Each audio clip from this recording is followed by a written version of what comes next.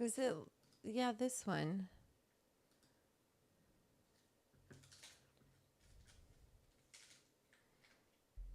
Hi, let me make sure this is working.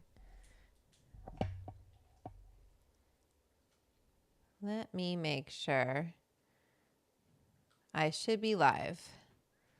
Yep, there we go. Hi, everyone. Sorry, I was just making sure the live stream's working. Mic should be on. Let me know you can hear me okay. How's it going? Hi, Eddie. Hi, Harry. C. Young. What's up? Welcome to the live stream. I'm going to put my earbuds in. Connect. Hi. Welcome. Hi. What's happening, Petra? Hi, Chris. Loud and clear. Cool. I'm going to roll a joint. Bonbon's chewing on a stinky ass fish thing. Gave her one of those cod skins. And welcome to the sesh, my friends. What did I do with those skizzers? I should just use a glass tip. I had one. What did I do with that? Oh, wait, here. There'll be one in this bag. Hi, Occult. Hi, Marvin. Got a lot of people here today. Hello. Hello, hello, hello. Nice to see you. I'm going to use a glass tip today. Thank you, everyone, for understanding about Saturday. I was dealing with some shit. Trust me, I would have rather have been cooking and getting stoned with all of you, but... And it's raining today in Los Angeles. Okay, today I'm smoking. I want to start the Club Sesh off by saying thank you to Cornerstone Wellness in Eagle Rock, California. Ooh, I didn't brush out my dry shampoo. Let's brush this. You see it there? Oh, well. I try not to wash my hair too often, but I didn't get the right dry shampoo. It was like a desperate... This hair is getting so long. It's really kooky. But okay. We love the rain. We need the rain in Los Angeles. It cleans the streets, you know, kind of gives us a fresh start because we don't get very much rain here. And there's a lot of dogs just like peeing all over this town. Oh, I've got to get my ashtray. Damn it. I really did not plan. Anyway, I was saying off the top, thank you, Cornerstone Wellness in Eagle Rock, for supporting the sesh. They provided me with this wonderful flower from Sunroots Farm. Let me read you a little bit about Sunroots. Sunroots Farm is an award-winning farm located in Round Valley, Covello of Mendocino County. Fancy. The farm is a certified wildlife sanctuary with vegetable, herbal, fruit, fungi, native, medicinal, and perennial gardens that welcome a large biodiversity to the land. Very cool. Being a DEM Pure certified farm demonstrates a deep commitment to beyond organic farming practices and exceptional standards for the plants, people, and planet. Our herd of alpacas, bees, and chickens play a key role to the farm's closed-loop system. What you will find in this bag is a unique cultivar of cannabis that we have hand-selected and bred over many years to produce the finest flower for the elevated connoisseur. We believe this is truly some of California's best and are excited to share it with you, and I'm excited to smoke it with all of you. I hate the name Green Crack. Sometimes it's called Pincher's Creek, but I do love the strain. So it's very fun, very uplifting, chatty strain. Let me get an ashtray because I forgot everything today. If you hear crunching... The crunching is Bonbon chewing on her cod skin. So that's what I'm rolling up right now. I I love some homegrown, or not homegrown, but California grown flower. And these buds aren't super huge, but they do look very nice.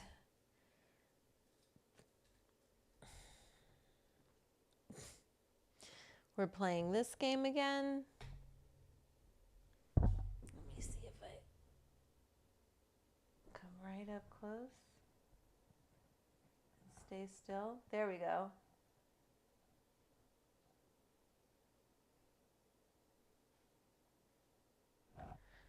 Okay, so that's what we're looking at. That's what we're working with today. Some green crack. I'm going to crack open my La Croix. Pascal, you look marvelous. I use cornstarch in a duster, but I remove it with a towel after I shushed it in with my fingers and end up with some on my shoulders. Always look like I did coke. Yeah, you gotta, there's different dry shampoo. Like you can see it kind of turn this a little bit white. Although I do have white hairs that come in here, and then Danny like lightens it up so it's more blonde, but I'm getting my white hairs coming in. Kind of just in a streak in the front. Okay. I'm gonna roll a joint. So, how's everyone doing? It's been a long week. A lot of stuff has been happening. I feel tired.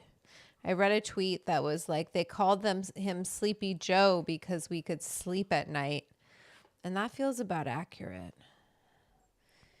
But I'm happy to be home here in LA. And I'm happy to be with you in this Club Sesh. I should have my NDI thing on, but my desk is kind of kooky right now. It's a little bit much. And we're waiting to see if Bonbon will go and lay on her bed. But hi, Madam Dram. Welcome to the sesh. I'm rolling up some green crack. Hi, Chicano Juarez. Hi, Raquel. Harry is happy. Why are you happy, Harry? What's going on? What's making you so happy? I'm happy I got candy. I need a Starburst right now. Right now. So I got some classic Starburst. I don't know what your favorite is. What flavor is your favorite? But I'm open to hearing what you all say. We're starting off with an orange. I'm sorry if I sound like a cow when I eat these. I don't know if you all like Starburst, but my mechanic kind of got me into a Starburst kick recently. A little bit stale, but sometimes I don't mind that with the candy. Not for you, Bonbon.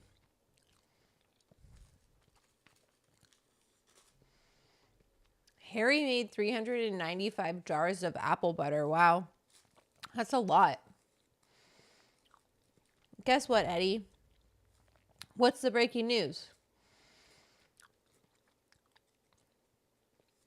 We could make Starburst like a taffy. I mean, getting those flavors right is so hard. They've scrubbed the launch of the SpaceX rocket that was supposed to go get the stranded astronauts. Yeah, because all of his rockets explode.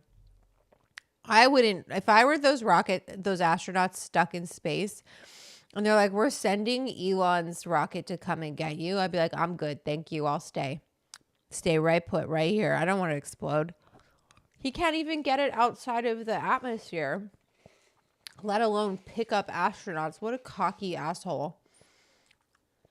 Remember when he called the guy who saved those kids in Thailand? He called him a pedophile based on nothing.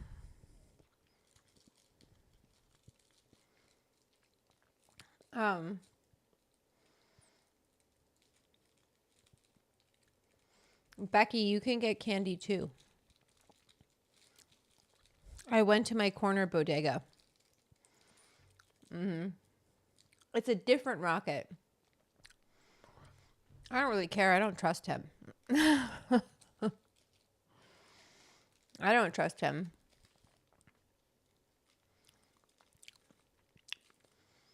Like, you couldn't pay me. Jeff Bezos is sending his girlfriend, Lauren Sanchez, and like Katy Perry and Gail or whatever. They're going to space in one of his rockets. You could not pay me.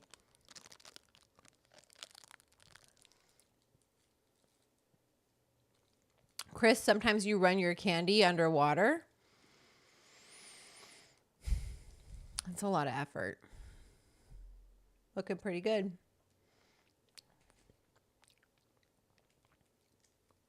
Just gonna tamp it. Tap, tap, tap, tap, tap, tap, tap, tap. That's an understatement. He needs to lay off the K and smoke more weed. For donut. Why? Yeah, I know. It's very clear. I just also think that if you listen to his father, have you ever listened to his dad talk? You know, that apple doesn't fall too far from the tree. I know people can individuate, but it seems like he has daddy issues. And so he's like everyone else who voted for this guy, they're trying to like deal with their daddy issues with Trump. And it's like, Trump is going to treat you just like your daddy too, in that he's not going to give a fuck about you. He's not going to give a flying fuck about you unless there's some sort of gain for him. So to me, like this used car sales show that we saw at the White House with the Tesla, that to me is like, oh, Elon has some motherfucking dirt or something. Like, well, Trump is just in debt to him for the election. So anyway, that's my hypothesis. That's what I think. Obviously, that's not what everyone else thinks, but I don't really give a fuck. That's what I think.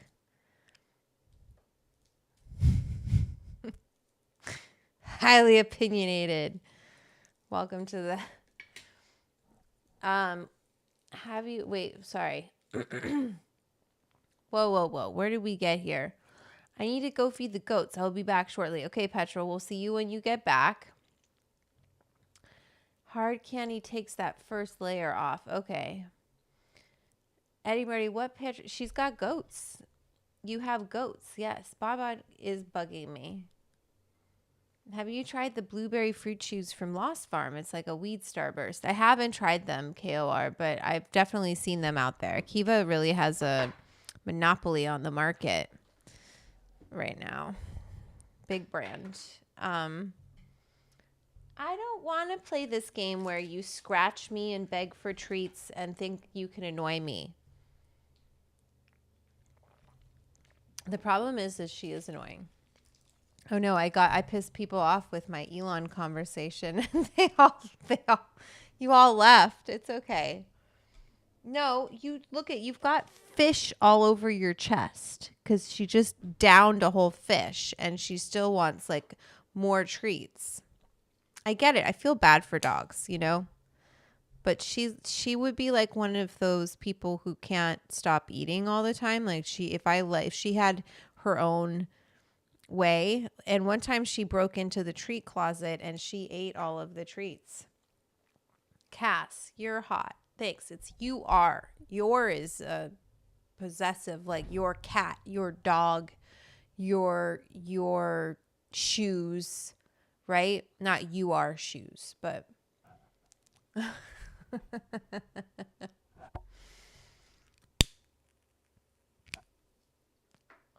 best medicated soda. There's a lot of options out there actually for medicated soda.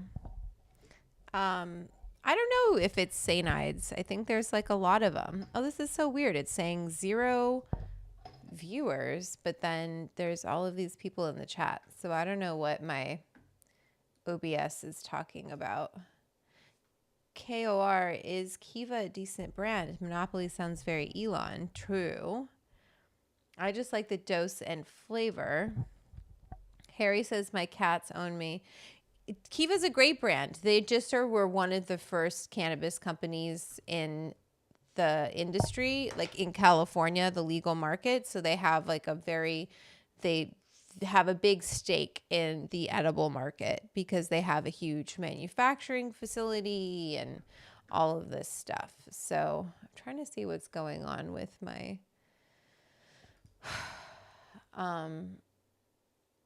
OBS is saying that there are 0 concurrent viewers. So I don't know what's up with that. Let me see. I'm scared to refresh. I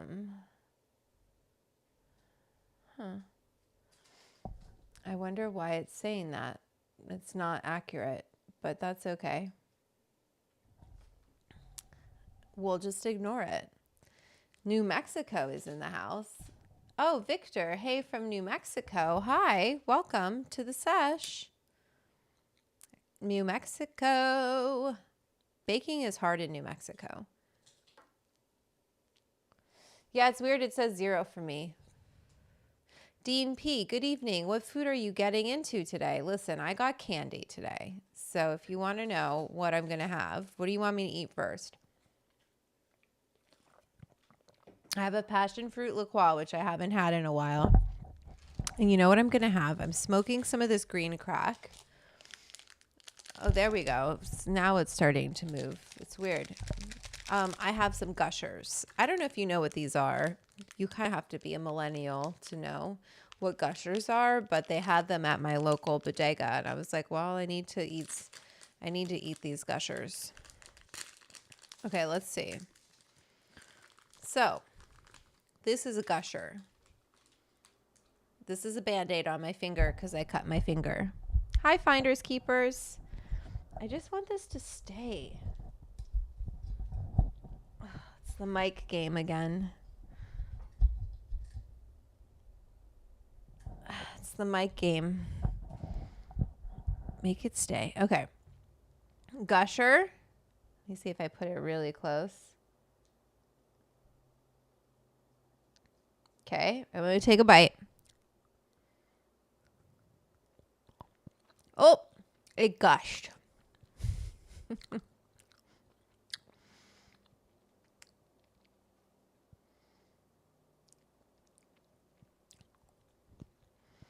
That is very satisfying. Unleash what's inside. It's not the one with the sour juice. It's not the one with the sour juice. I know my counter is being weird. Okay, one of them exploded in the bag, so they're kind of sticky. This has some kind of pink goo in the middle.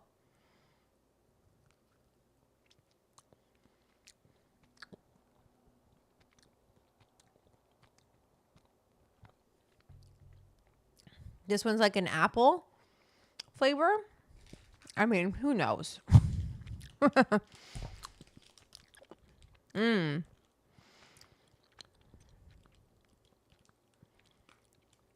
I think kids like choke on these very easily. I can see why, because like, I don't know actually. Okay, one of these definitely exploded in here, but we're still going to eat it, including this like red number, whatever bullshit. Okay.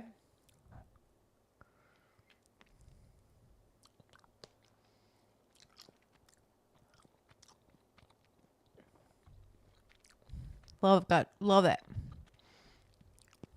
Oh, it's so weird. My counter is off. But whatever. Who cares? So bad for you. I love it.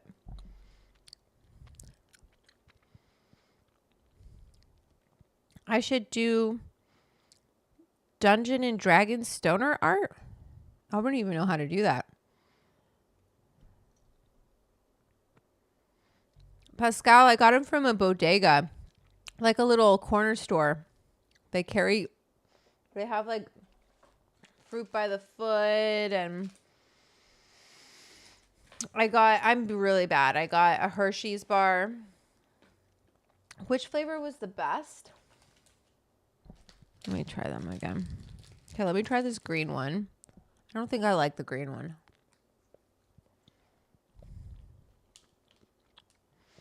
It's trying too hard to be apple.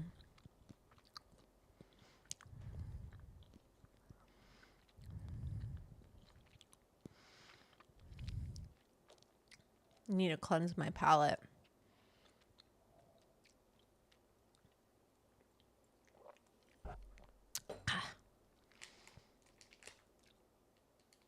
You've been trying to be good with the candy? Well, don't tell me that right now.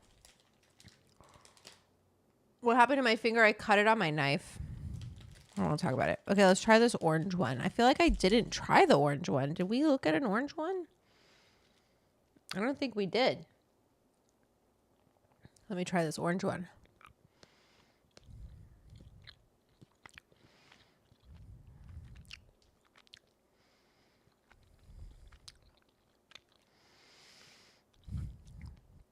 Kind of tastes like a Sunny D in a gummy.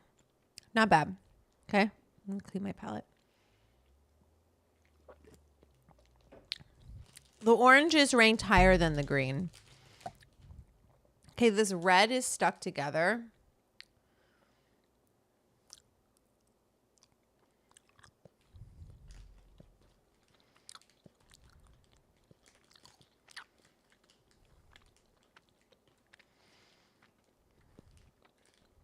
The red one tastes like those gummy snacks that you would get, like the dinosaur gummy snacks. Do you know what I mean?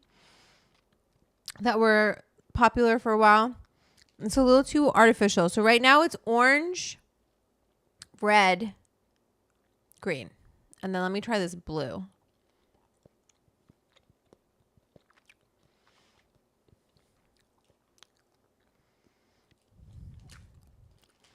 Okay. Very serious science experiment. Bonbon is asleep on the couch. Do you see her? She's resting.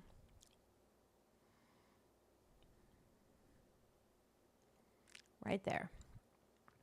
And that's Bonbon. She hears her name and she's like, do I get a treat? Okay. She knows we're talking about her. Anyway.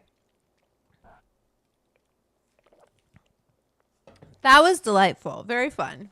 Glad we could eat candy together. Some Gushers. Thanks, Cass. What do you like about it? It's just me like getting stoned and eating candy right now. We're going to talk about Tesla. Hopefully I don't piss too many people off and you all disappear because you don't want to talk about it. But I'm open to any kind of conversation. I love this channel. It's fun. If you haven't pre-ordered my cookbook yet, I highly recommend you pre-order. It's a great cookbook. How to eat weed and have a good time. Chris loved this segment. Can I eat? I don't like a lot of blue candy. I feel like this blue was pretty good. Like they all kind of sucked, right? They all tasted artificial, but the texture was right. Nice and chewy. And then there was like that gush that you're like, what the fuck is that? But it's good. Okay, let's look at some Tesla bullshit. We'll go, oh, it's me. Here's my cookbook. Oh wait, no, that's my author thing. Where's the book? Here's my cookbook. Boop, boop. You can pre-order it there, any of these places. Okay, sorry, but La Croix always makes me a little bit burpy, so please bear with me. I don't want you, Siri. Go away. Fuck off, Siri. Okay. It's okay, Vanessa. So creepy.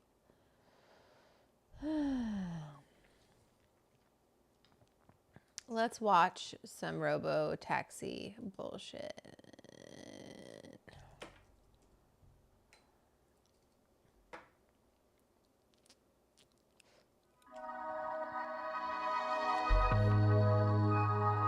Wait. Texture is key. Yes. Ricky Francois says Tesla. And guess who? April 14th is my birthday. Well, I hope you're getting a cookbook for your birthday.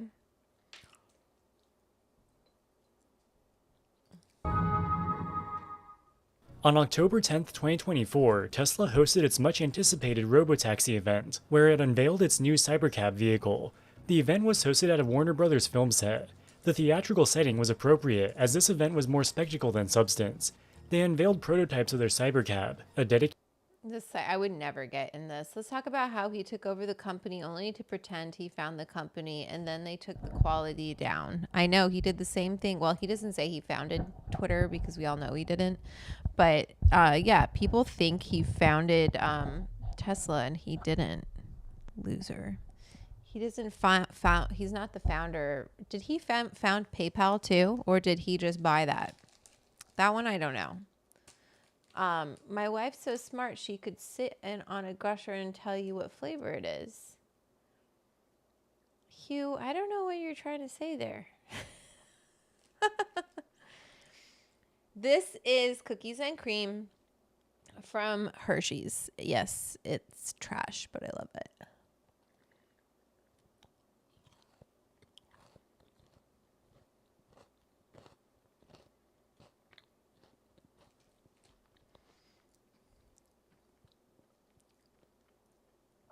I love it.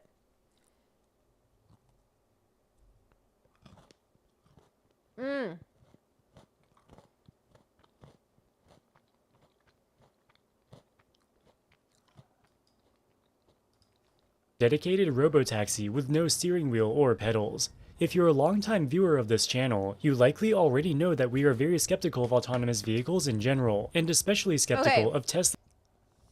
Story time. When I went to Phoenix, probably shouldn't say this story, but I don't care. I'm going to tell it. When I went to Phoenix, the chef wanted to send me home or send me to the airport in a driverless cab. He's like, I already booked it. I can't cancel it. I was like, I don't care how much it costs. I'm not going in that car. To like just book me another car. And he did. And good thing he did, because I would have ended up at the wrong terminal because the wrong airline was put in. And if there wasn't a human being there where I could say, no, I'm not flying Delta, I'm flying American, I would have had to schlep all over that airport to get to the other terminal. So no, I do not want to drive. I like human beings.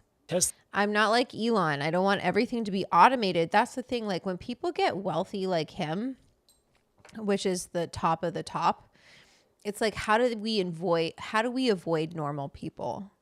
How do we get away from people? Because like we're like ants to them. We're, they're so much better than us. That's how they see us. And I wish that's how people who voted for him would understand it. Like they don't see us as human beings or anything to really care about. We're just a means to an end, like we're pawns. They see this as a big game of chess and they want to checkmate and they want, they want to be the king and, whatever. So it's just bullshit. I guess Elon's the queen. Tesla's self-driving tech. In this video, we'll revisit the current state of self-driving technology, Petra's back. and specifically what we can expect from Tesla's recently unveiled Cybercab. In the event, Elon Musk claimed that existing Tesla cars will begin operating as unsupervised robotaxis in 2025. The Cybercab will begin operating before the end of 2026. If existing Tesla models will be able to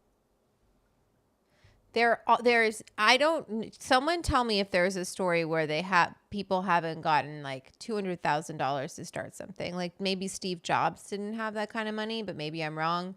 But like, but Bezos, he had like $300,000 he inherited, got given or invested from his family.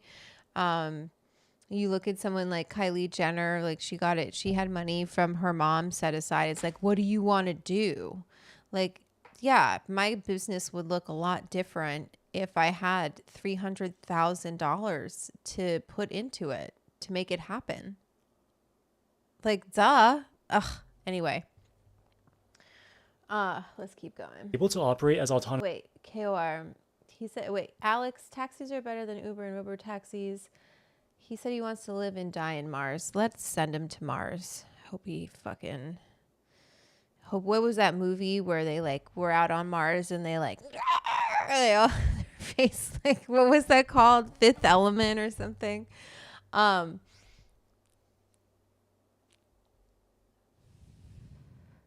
was at a dinner once where I sat next to one of the main designers of the Tesla interiors, and when the night was over and we all walked out, he was stoked because we both drove way older cars. He was fascinated by the designing car dashboards, but was open that he'd never drive a Tesla. Yeah, it's not. I'm not gonna lie. Yeah, he is Zog from the Fifth Element. Total Recall. Total Recall. Thank you. Total Recall. That's what it was called. Total Recall. Right? Yes. Anyway, anyway. Yeah. So he's disgusting and he's the Nepo baby and he has a harem of women in Texas and 14 children, but he only parades around with one of them, which is so bizarre. He said on Rogan that he started Tesla from ground up and then went saying it had 100 employees before he got it. What a loser. It's just because, you know, he definitely created a cult, right? Like a brand. It became, it's the stock is, well, it's outvalued what the actual business is worth. It's a lot of that value of the stock was based on Elon's cachet. So it's just tanking, which is a delight to watch. It's just really pleasure to watch it eat shit. He's probably lined up with the draconians. Yeah, my second paragraph was all jacked up. It's okay. Autonomous robotaxis, it's not immediately clear what is the purpose of the Cybercab. The Cybercab is a 5-seat sedan with no steering wheel or pedals. The Cybercab is to Musk get rid claims of it'll be priced at less workers. than $30,000. The idea is that you can buy a Cybercab and operate it as a robotaxi to generate revenue. An individual could theoretically buy up to 10 Cybercabs and operate them like a shepherd attending to a flock of sheep. You send the cars out to drive on their own. They can come back to home base to be charged, cleaned, etc. They also unveiled an autonomous Robo van capable of carrying up to 14 passengers. Tesla has not yet disclosed pricing or an estimated release date for the Robo van. If Tesla can actually release a robotaxi by 2026 for less than $30,000, that would be pretty incredible. According to Salary.com, the median Uber driver in the United States makes $39,000 per year. Wait. Okay, wait, the green one's kind of growing on me.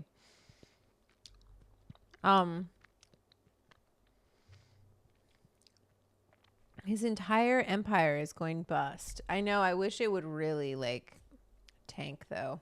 It kind of picked up a little bit again. But it would be nice if it just really went south. On the other hand, the kid's been spilling some of his secrets. Yeah, I when he was saying things like, we just quietly do what we want, you know, is really creepy. If the Tesla Cybercab can generate a similar amount of revenue, it could pay for itself in less than a year. But just because Elon Musk says the Cybercab will be operating by 2026 doesn't mean that this will actually happen. It's useful to look back at Musk's history of over-optimistic predictions. Let's listen to a short clip of Elon Musk talking about autonomy 8 years ago, all the way back in 2016. Well, I really... Yeah, I feel bad for Uber drivers. KOR, I love driving. There is something so tactile about it, and it sucks that this is the route we're going. Like, why not just build an efficient train that goes all over the U.S. and connects to local? I know, right? I don't know. I don't think this is the solution. I really would consider autonomous driving to be basically a solved problem. I think we're basically... he loves basically. Less than 2 years away from complete autonomy. When was this? 2016? Complete. Safer than a human. He's so stupid. 2016. Safer than a human. All of those. And that's what I heard when I was like, the chef was like, you're going to go in an autonomous car. And I was like, I don't think so. Everyone looked at me and they're like, oh my God, those get in car accidents all the time. They like drive into traffic. Like, I was like, I'm not going in that. No, thank you. However, regulators will take. Of course he did, Alex. Of course he did. I think at least another year, and because it's going to depend on what part of the world you're in. So according to Musk, as of 2016, autonomy was basically a solved problem. By 2018, they would have the technical capability of full, unsupervised autonomy that is safer than a human. Possibly by 2019, they'll be approved by regulators to operate fully autonomous robo-taxis. Now it's 2024, and none of these things have happened. None of it. Since 2016, Musk has claimed the Tesla robotaxi is 1 year away almost every single year, and thus far, he's been wrong every single time. At this point, Musk is the boy who cried wolf. Given his abysmal track record of timelines, it's safe to disregard any predictions he makes going forward. Musk continues to claim that Tesla's full self-driving technology... This is his Texas era, where he thinks he's a cowboy. You know? He's like, I'm a space cowboy. That's the new frontier. I'm a space cowboy. I live in Texas. You're still a rich piece of shit with this stupid leather jacket. Is already far safer than human drivers. Musk claims the robotaxi will be up to 30 times safer than the average human driver. One of the reasons why the computer can be so much better than a person is that we have millions of cars that are training. People will get mad at me that I'm being ableist because supposedly he has Asperger's or something like that, but when you're a Nazi, I don't really feel badly for you. I'm sorry. Training, and I don't believe him on driving. So it's like, I think he makes excuses. It's like living for millions of lives simultaneously and seeing very unusual situations that a person in their entire lifetime would not see. So with that amount of training data, it's obviously going to be much better than what a human could be, because you can't live a million obviously lives. And it's also, it can see in all directions simultaneously, and it doesn't get tired or text or any of those things. Yeah, but it can have like a it will naturally be, like software you said, meltdown. 10, 20, 30 times safer than a human, just for all those reasons. We've already extensively debunked Tesla's safety claims in previous videos, linked in the description below. But there are a couple of things we would like to add. When Musk implies that an unsupervised Tesla robotaxi is 30 times safer than a human, it is literally impossible for him to know this. A fully autonomous Tesla has never been tested on public roads without supervision. So he just says the full self-driving deployed today requires constant oversight from a human in the driver's seat. Dashcam footage from even the latest full self-driving versions reveals frequent driver interventions, both to avoid collisions and to comply with traffic laws. Even if full self-driving assisted driving proves to be safer than unassisted driving, which is highly debatable, that does not translate to an unsupervised Tesla robotaxi being safer than a human driver. So when Musk says the robotaxi will be 10, 20, or even 30 times safer than a human, he's making these numbers up. See? We know that Tesla's full self-driving and autopilot are capable of making mistakes, and often fatal mistakes. Musk and Tesla have repeatedly touted the lower crash rate per mile driven for autopilot versus the national average. We've explained in...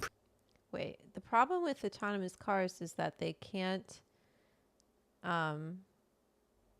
integrate with the current infrastructure unless all the cars are autonomous. Fully self-driving isn't feasible, right? Because it all needs to be on the same system, so it's all talking to one another, it's all communicating, so then you can make claims like that. Like ideally in a world where everything is hooked up into that system. We're just not even there yet. We don't even have fucking trains, you know, like Andre Blackwell will be safer in the future. Okay, well, I'm not willing to be the guinea pig. Sorry.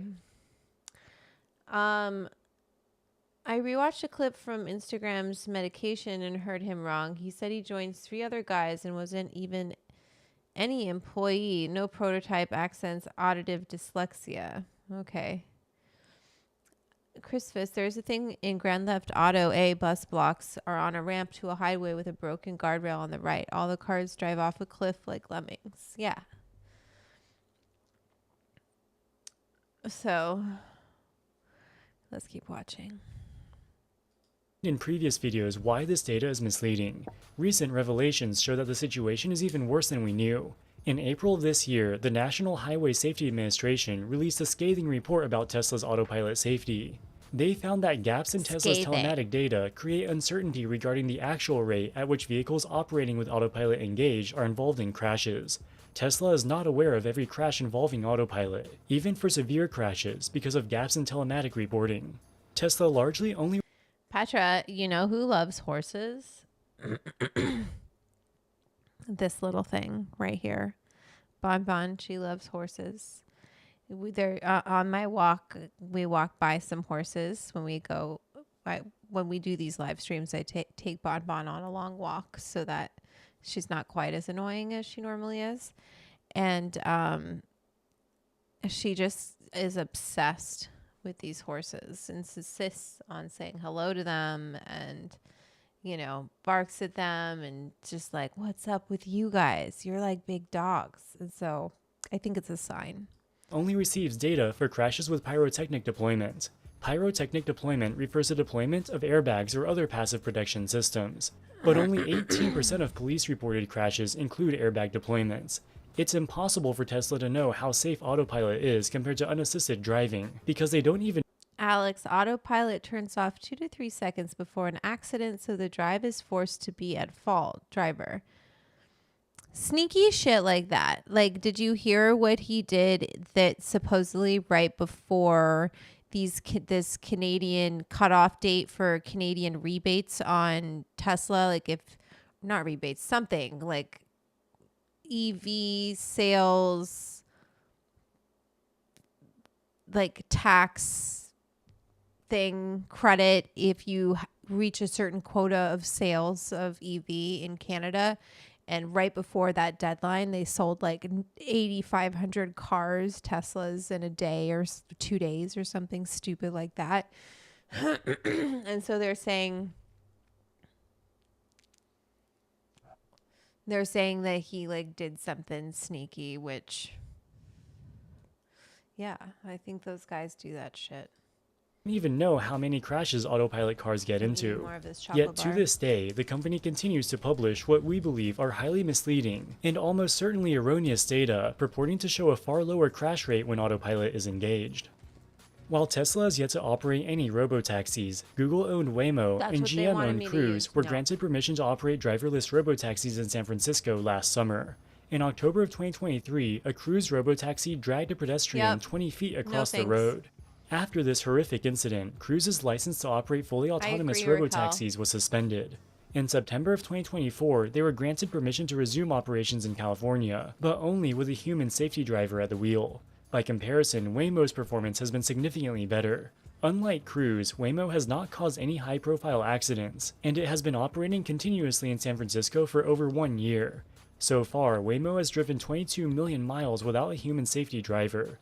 During those 22 million miles, they have experienced 84% fewer airbag deployments, 73% fewer injury-causing crashes, and 48% fewer police-reported crashes compared to the average human driver in cities where they operate. From what I can tell, Waymo has been rigorous and transparent with its collection of crash data. It is almost certainly true that riding in a Waymo is safer than driving for the average person. However, there is a major caveat. Waymos are programmed to drive conservatively. They often get confused and just stop in the middle of the street, often needing intervention from a human technician to start driving again.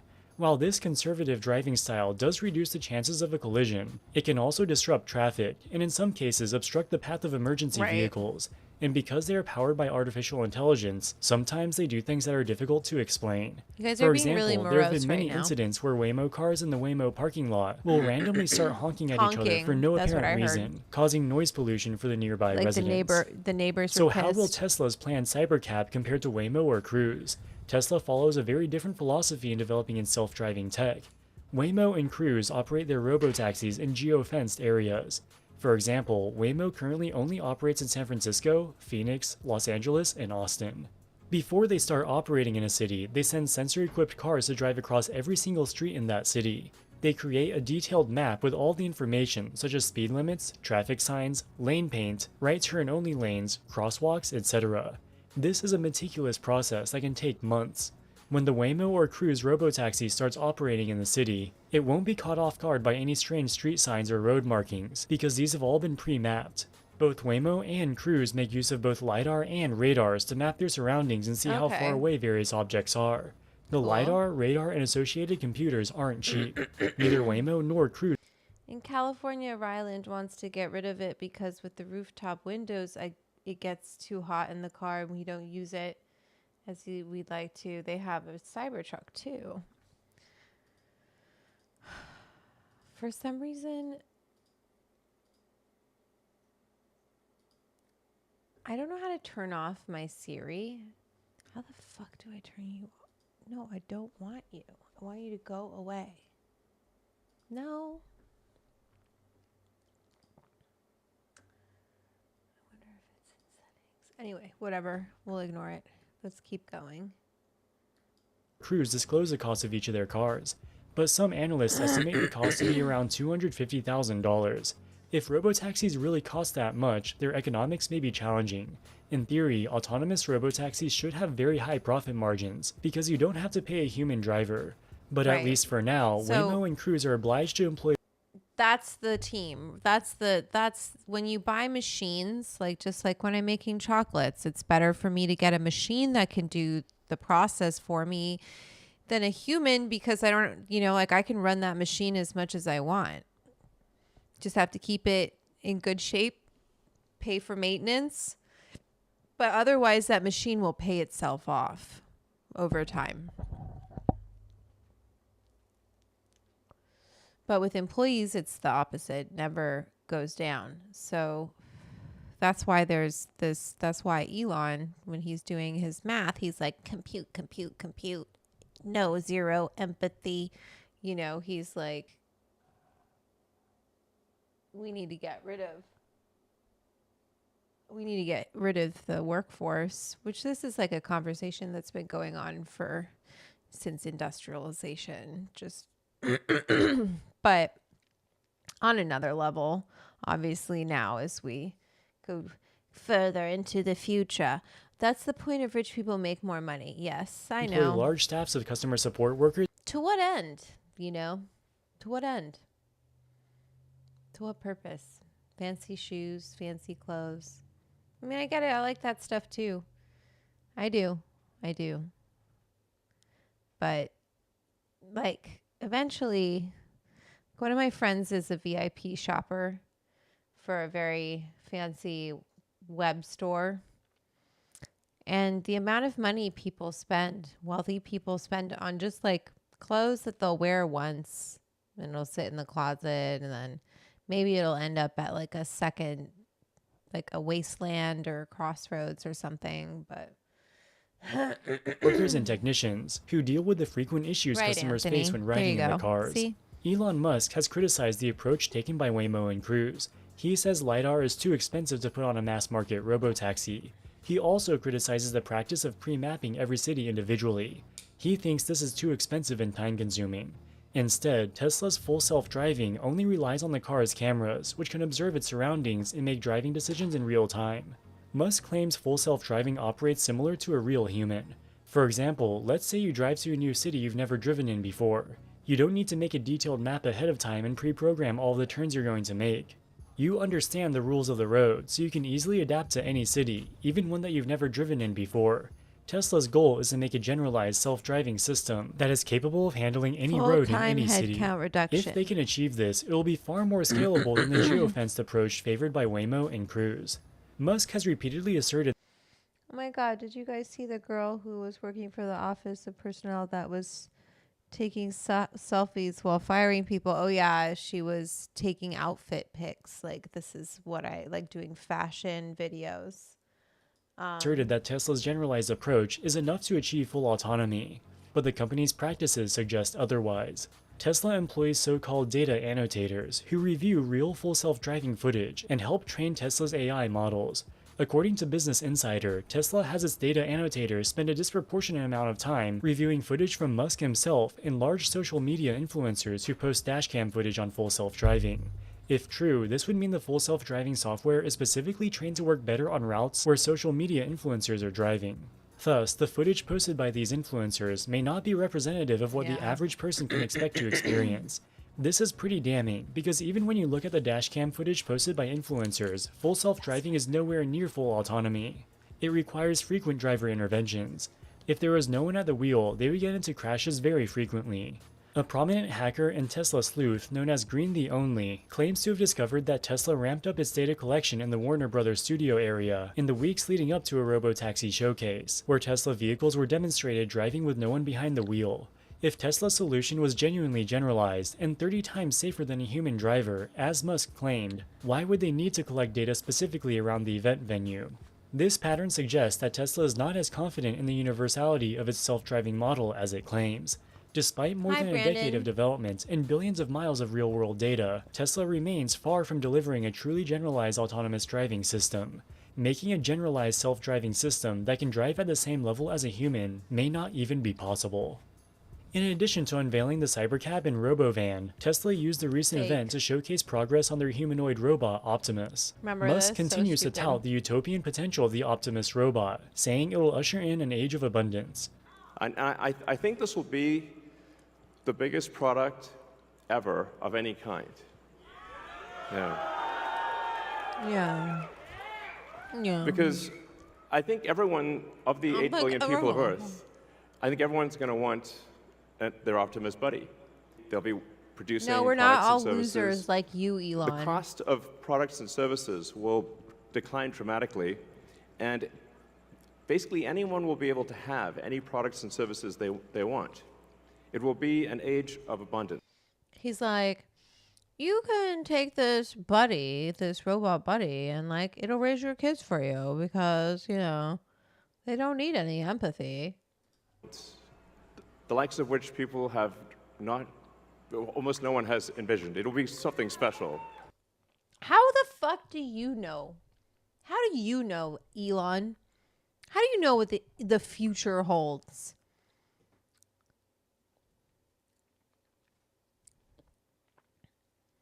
What an egotistical megalomaniac, you know? Just so conceited and convinced of his genius and his, like, are you a future teller? You can see into the future. Could you see into the future and see that your stock was going to fucking tank and that you're going to have to pimp out the president of the United States to get your car sales up because people hate you so much? You fucking douche. Anyway. Unfortunately, like most of Musk's promises, this utopian future of intelligent robots is a pipe dream that's never going to happen, at least not within our lifetimes. The Tesla event indeed had dozens of robots interacting with the guests. However, there is reason to believe that this whole thing was staged. One of the attendees of the event was a well-known technology commentator named Robert Scoble. He claims to have talked to a Tesla engineer who explained that the robots are not fully autonomous. Right. For example, the robot serving drinks was remotely controlled by a human operator. Robert Scoble even went up to one of the robots and asked it directly whether or not it was powered by AI. Hey Optimus, how much of you is AI? I can't disclose just how much. That's something you'll have to find out later. Oh, it's a human. But some or none? I would say it might be some. I'm not going to confirm, but it might be some. The voice definitely sounds like that of a real human. He came just short of admitting that he was a human operator controlling the robot remotely. We also have to keep in mind that Tesla has a long history of publishing false or misleading demo videos. The most infamous was a video they released in 2016 showcasing their full self-driving technology. In the beginning of the video, it says the person in the driver's seat is only there for legal reasons. He is not doing anything. The car is driving itself. In a later lawsuit over an autopilot death, Tesla's director of autopilot software was compelled to testify. He admitted that the video was staged.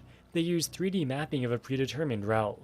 When they first tried it, the driver had to intervene multiple times. They had to do many takes of the video before they could get one with no driver interventions. In fact, in one of the test runs, the car actually crashed into a fence when it was trying to park. Tesla has since removed the video from its website. After more than a decade of development, Tesla is still yet to demonstrate a car that can drive itself on public roads unsupervised. It's a candy party. If you believe they will usher in an age of abundance with an intelligent humanoid robot, I have a bridge to sell you. Alright guys, that wraps it up for this video. What do you think about Tesla's robotaxi ambitions? I want to show you guys something from my book and why I got that fruit by the foot. Okay.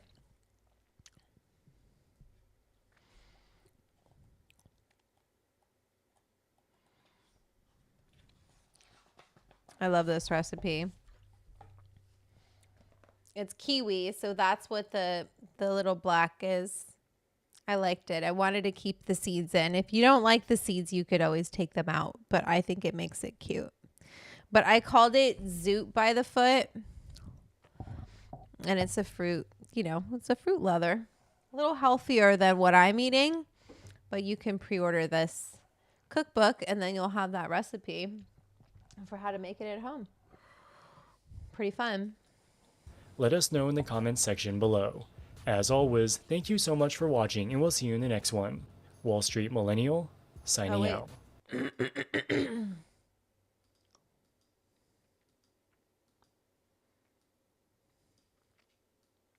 For weeks now, we've been faced with so much uncertainty coming from President Trump.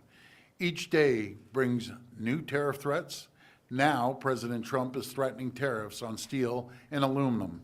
He's pointing his finger at dairy and lumber, shifting timelines, different excuses, chaos and confusion. Oh, no. Sorry. And it's hurting families on both sides of the border. It needs to end. That's why I've been crystal clear. I don't know why the GoPro's not working. Okay, but why aren't you working? Properties. GoPro webcam.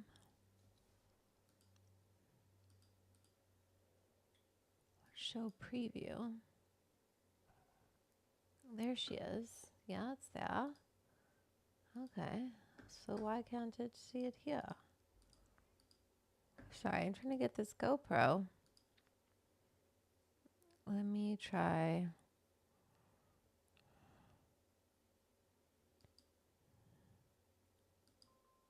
No, I don't want that. No. Let's turn this off.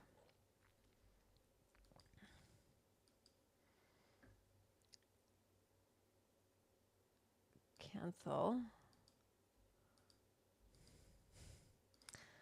So annoying.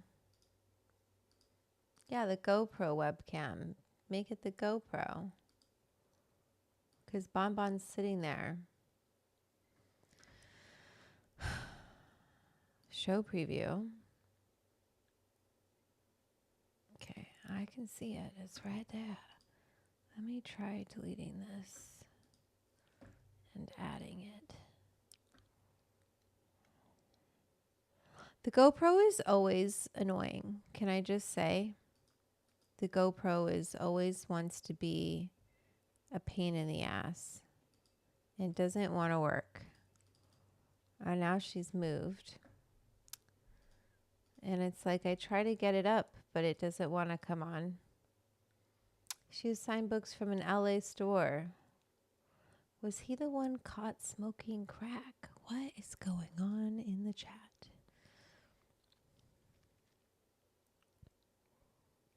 So weird. Well, sorry, Bonbon Cam is not working because stupid fucking GoPro.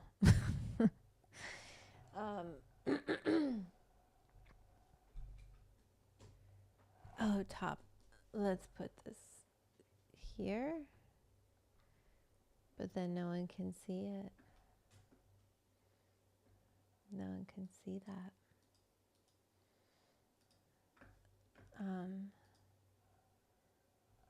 Is that an online store? There's Now Serving is online. Here, let me show you. So here's where you can get my book, right? You can get it now. Simon & Schuster has a ton of different places. But if you want to go to a place that has signed copies, will have signed editions. Let me get you the address. Don't cry, Bonbon. She went crazy in the park today. Here we go. There you go. That's this. And this is now serving. Let me show you here.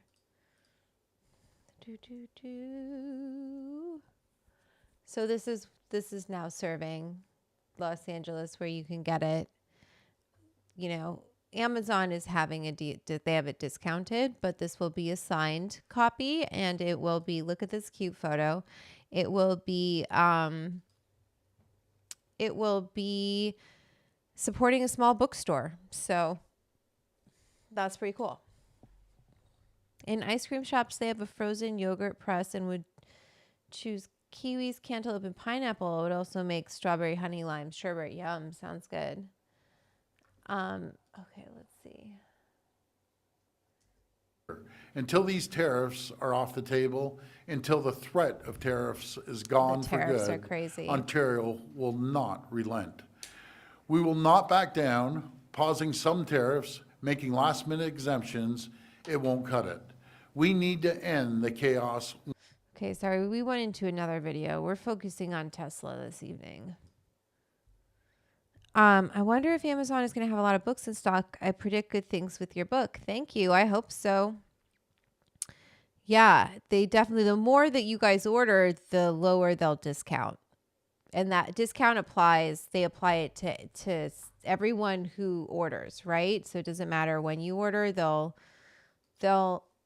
still give you that discount to whatever it goes to. So Tesla stock is crashing, Tesla sales are collapsing, and Elon Musk is in full panic mode.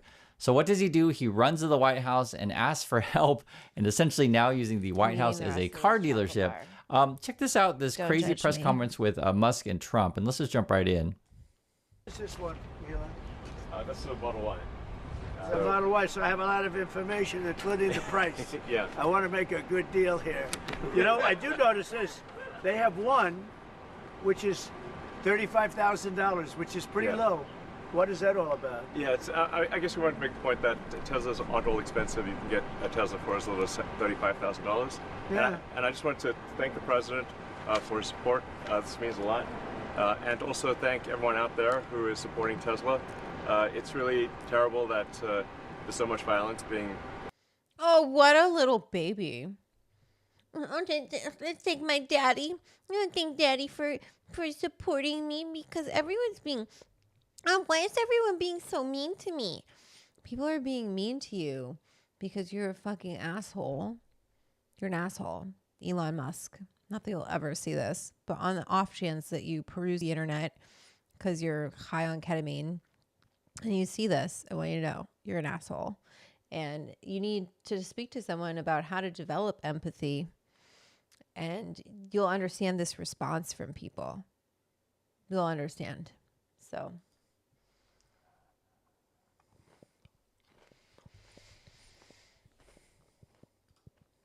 perpetrated against people at Tesla, Tesla supporters, Tesla owners. So it's interesting when you watch the conference or watch the last couple of days of interviews that Elon has been giving nationally. He's basically, why don't people like me? I'm just trying to help. And why are people so mad at me? It's like, it's so ridiculous. So basically the supposed richest guy in the world is claiming victim here. And he spends all his time, you know, if you look at X, attacking you, telling people that workers are lazy, that they deserve to be fired. He's messing with your money. That's what Musk is up to. Then he's like, well, why don't people like me? And I want to show you guys this particular presser because it shows how disconnected these people are from reality and from regular people's lives.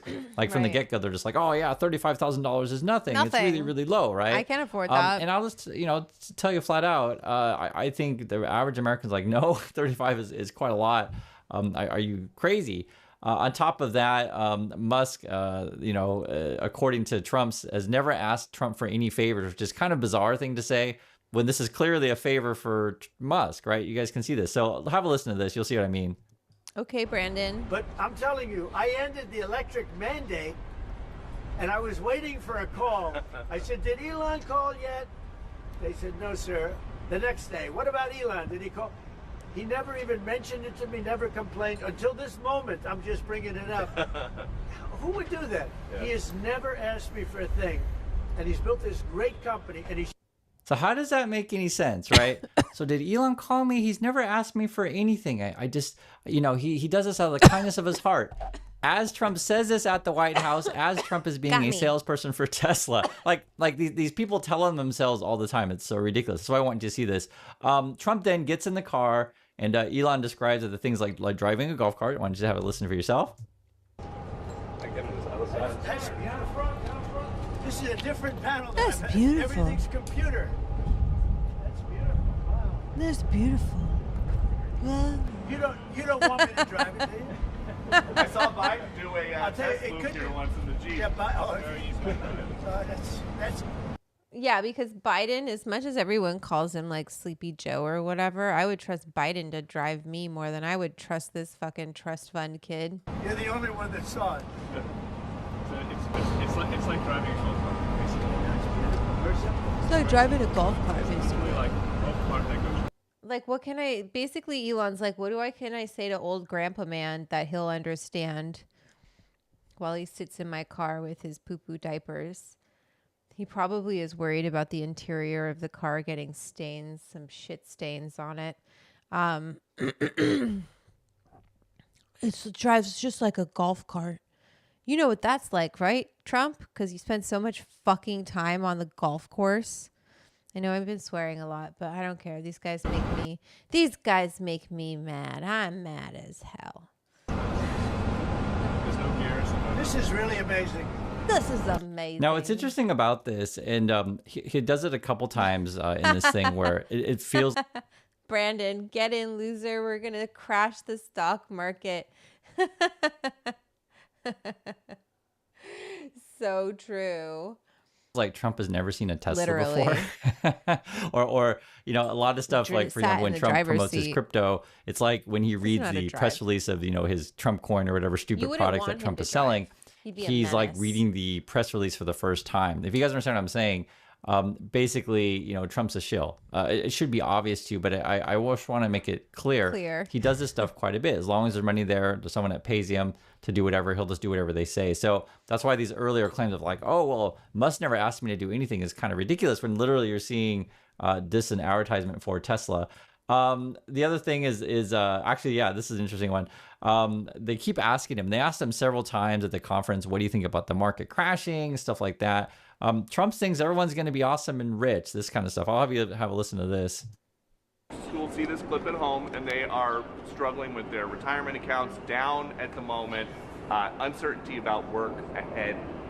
Well, I think they're going to do great. I think our country had to do this. We had to go and do this. Right? You think you're all going to do great. Forget about your retirements crashing and stuff like that. Don't pay no attention to Elon messing with your Medicare, Social Security. You're all going to do great. Like, all I have to do is just show you guys who these people are and what they say. The other thing that's really interesting about this, Elon Musk, right? So he essentially doesn't have any new products coming out. They're claiming they're going to have this, you know, robot driving taxi thing that's going to make you all rich, make a ton of money. Trump doesn't even want this thing that Elon Musk has coming out, let alone it's probably not going to work anyway. And it's actually interesting to hear him say it. And I also want to mention this because you'll see it several times in the presser here. Elon shouldn't be bringing his kid to this stuff. I've mentioned this before, but it's another one where it becomes really obvious. Right. You know, he's just using it as a body shield. I think you guys know that, using the kid.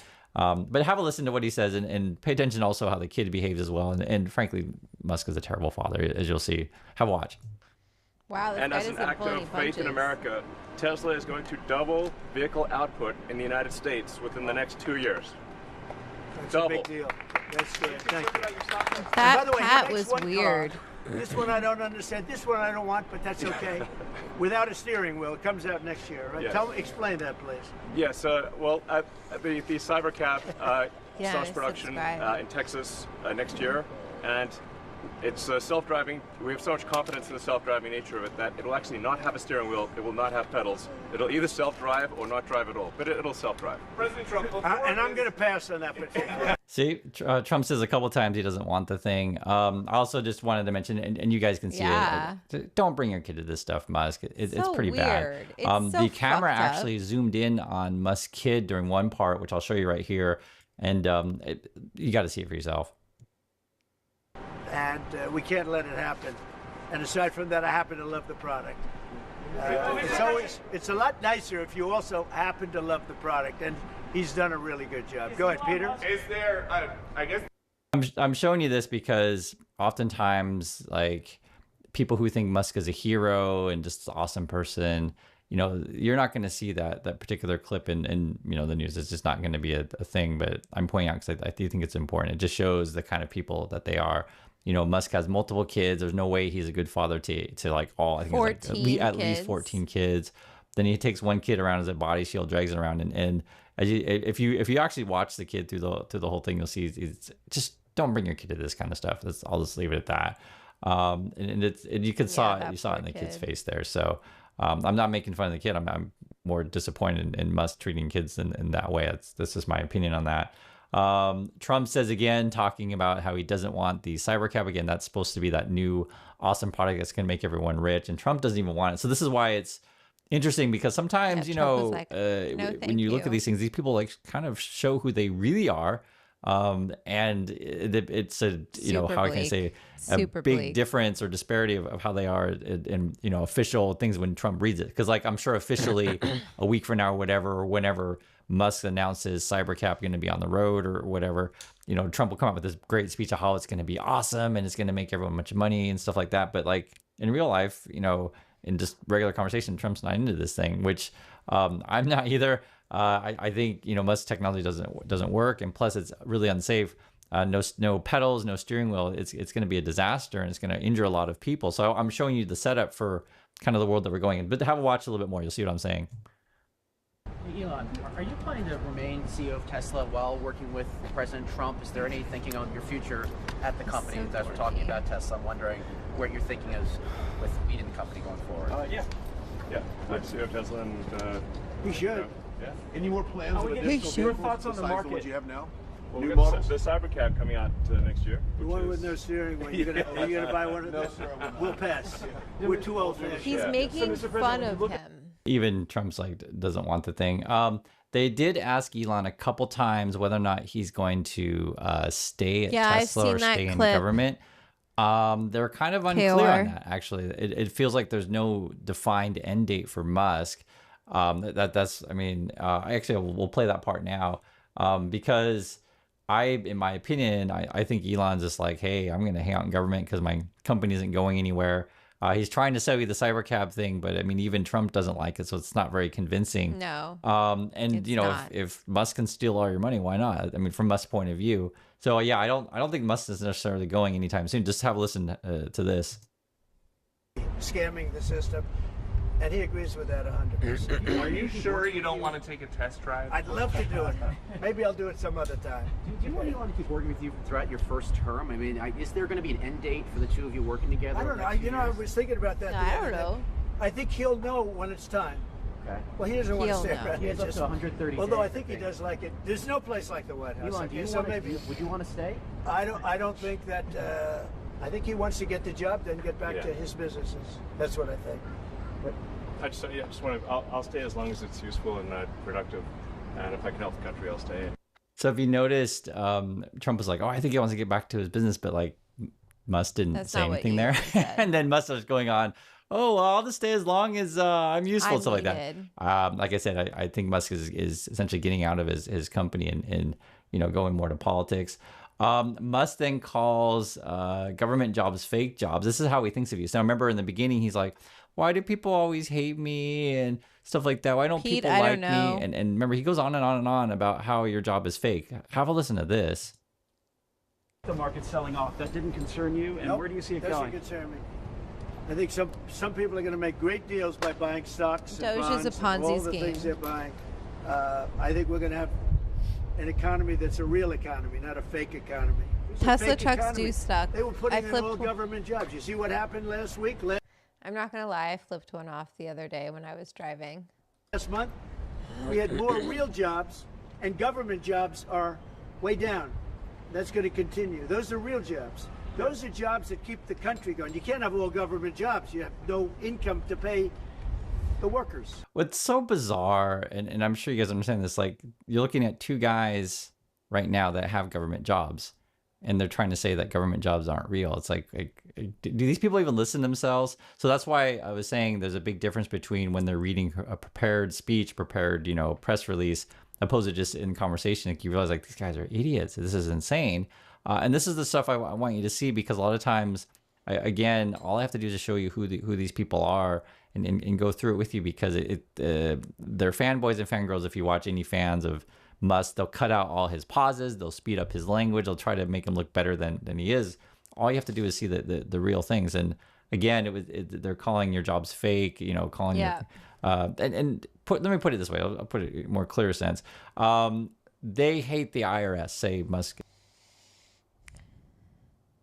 Elon is rich from the government. Oldest Republican lie in the book. It's so true. The corruption is at a record pace this time. Takes a senator an hour to lay it all out over the last 6 weeks. Yeah, it's really like he let the fox into the hen house, let him into the treasury, and just has been like, do what you want. Oh, the FAA is going after you and trying to ground your rockets because they fucking explode. Oh, you can gut that department. Do whatever you want. Whatever he needs to do, he can do. He has that free, although I hear there's clashing now between Trump's team and Elon's team, so it's too many cooks in the kitchen. Don't worry. It'll all implode. Musk and Trump, right? Because why do they hate the IRS? Because the IRS was like, come in and do a tax audit on you and make sure that you're paying your taxes, make sure you're paying your fair share. So rich people hate that kind of stuff. Stuff like these billionaire class, they want to hide their money in the Caymans or Ireland or whatever they're doing. Right. In fact, Trump even says this kind of thing. Actually, I'll find it here. He talks about right here. He talks about playing the system. Have a listen to this. You'll see what I mean. Ben, today, when's the last time you bought a new car? Well, I buy a lot through my children because they run the company now. I used to buy a lot. I haven't bought a new car in a long time. What was your first car? See, he just literally they tell you who they are. Now, Trump and Musk are not supposed to have conflicts of interest. So normally you just put your company in a blind trust or whatever. Right. But Trump cheats the system. They even talk about it, right? Well, my children run the company and I buy stuff through them. Do you understand Still this? This is going, open corruption. I don't think anyone's going to call this out because they're going to be focused on tariffs, which I understand that tariffs and the market crashing. I think today Trump announced 50% tariffs on steel and stuff like that, and it's causing everyone, to frankly panic because it's just a crazy amount of tariffs/taxes. But I just want you to see the open corruption there, where you're talking about buying stuff through his children to get around the system. Because again, you're supposed to get rid of conflicts of interest, but Trump's in his first term, I think he had 3,000 of these issues, conflicts of interest issues. With Musk, you have a bunch of conflicts of interest also as well. And again, they're calling your jobs fake, and you're the part of the fake economy. That's how they think of you, right? And remember, I told you before several times, Musk's plan is to replace everyone with AI and robots. This whole cybercab thing is basically to replace all drivers with robots that don't work. Listen to some more of this stuff. You'll see what I mean. Alan, he's smart. We're going to go bankrupt as a country. We go bankrupt as a country. There's no Social Security. There's no Medicare. There's no nothing. And to sort of echo what the president was saying, what really matters is moving people from jobs that are relatively low productivity in government to high productivity in the private sector, increasing the true output of products and services. That's the real economy. That's what actually enables Americans. I don't like this flavor, but I'm still going to eat it. To have a higher standard of living. So he wants to privatize everything is basically what this is all about. Yeah. And I want you to think about it a different way. So from these people's point of view, if we privatize your Social Security and privatize your Medicare and all this kind of stuff, go to private insurance, right? Nothing public, right? Make all transportation private. Then your life is going to be better. I completely disagree with this stuff. I'll give you an example, guys. I've said it several times on the channel. I live in Busan, Korea. We don't have a car because we don't need one, and plus I think it's just a waste of money. That's my opinion on this stuff. So when they're like, oh yeah, 35,000 for a car is so cheap, it's like, what? I mean, you know, there's life without cars. You can actually do it. You live in cities. And that's just 35,000 for the car. That's not the price to fix the car. You can bicycle really well, walk well. When we take the subway here, it's $1 to go anywhere in the city. It's really cheap. It's just a different way of thinking, a different way of living. Not everyone wants to buy a $35,000 dollar car that's a black hole that depreciates and you throw money into. And it's just another way of thinking. But I understand that from Capster. Did you read the title of this? Did you read the title of this live stream? We're talking about Tesla. We're smoking weed. And I'll talk about whatever I want. Okay. From Musk's point of view, he wants to sell you all this kind of stuff. That's sort of, the billionaire class. They want to make sure you keep consuming. Another way to raise standard of living, as I'm saying, is like, for example, provide, free. Okay, you can look at the title of the live stream is What's Up with Tesla and Trichomes. So we're on the Tesla portion. If you want to come back in like maybe an hour, we'll be on Trichomes. Education, right? Public schools, right? Remember these people, they want to destroy public education, make it all private, that kind of stuff, give tax benefits to rich people who can go to private schools. I need to get my hair done, actually. I'm waiting for Danny to tell me when I can come in. Ricky Francois, I'm not making any cookies. I don't have any.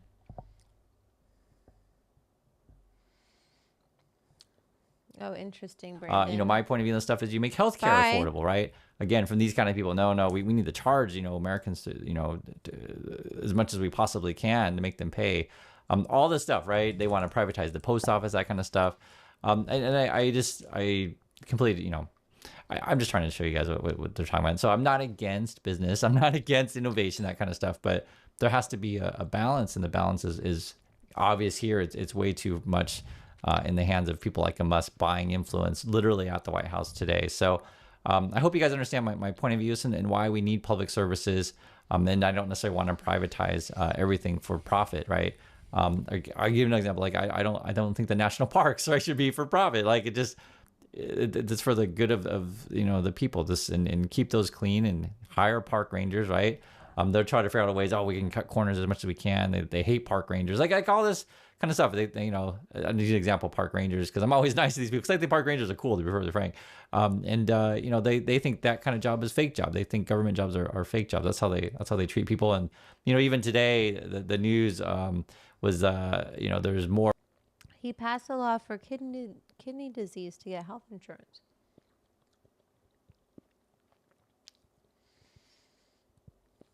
Okay, Ricky. Problems with it was tuberculosis was continuing up again. We know measles is now a problem because we need people to protect us from this kind of stuff, right? And just on and on. They want to destroy our system and privatize everything, and they don't care about regular people. And that's why I started with this, of where they think 35K is cheap for a car.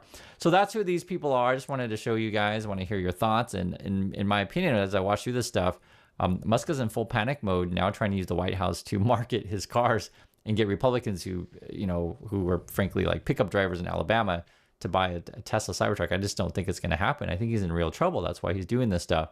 I want to hear your thoughts, and though I'll catch you in the next video. Okay, that's that video. Sorry, I got distracted. I don't want to play this.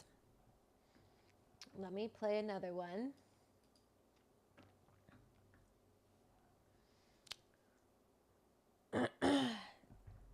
Jagannath, it's 6 a.m. in the morning in India, and I'm watching this so stoned, hoping someone will end up cooking. We can watch cooking videos, but I'm not cooking right now. It's Wednesday. It's the Club Sesh. Today is for watching videos. We're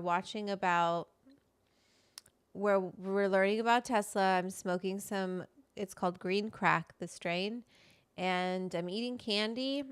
And we're just shooting the shit. That's what we're doing. We're learning about Tesla, and then we're going to learn about Trichomes. Okay? President Trump is vowing to buy a Tesla after the company's stock plunged. Critics blame CEO Elon Musk's focus on his White House role for the stock slide, while protesters are targeting Tesla dealerships across the country. Now, the president is defending his advisor, posting on Truth Social that Musk shouldn't be punished for helping to make America great again. Chief investigative correspondent Aaron Katursky has more. Well, you don't decide that. Tesla shares opened down 15% after their worst trading day in 5 years. The stock has dropped every week since Chief Executive Elon Musk. Eddie, maybe I'll do that for before the cookbook comes out or something. Went to Washington, wiping out more than $700 billion in market value. I think that can be tied to his time at Doge. It has been a distraction for the company, and it's been a problem for the brand. Some critics of Musk's role in cutting the federal workforce are targeting Tesla, putting these stickers over the logo. What the? And protesting outside dealerships across the country, some even vandalized. The stock slide alarms those who oversee public pension funds that invest in Tesla. There's no real leadership. It is at the bottom of his list. And so we have not had at Tesla a CEO focused on selling EVs, on growing the company, on making money and returns for shareholders. In an interview on Fox Business, Musk was asked how he balances his businesses with his role in the White House. Boycott You giving Tesla. up your other stuff? I mean, how are you running your other businesses? With great difficulty. Chief investigative correspondent Aaron Katursky, thank you.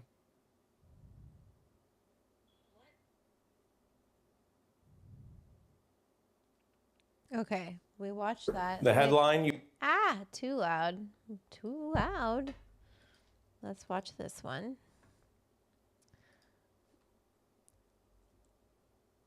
Character limits is Tesla's killing me. stock was hit hard with its steepest drop. Why is it coming out there and not from my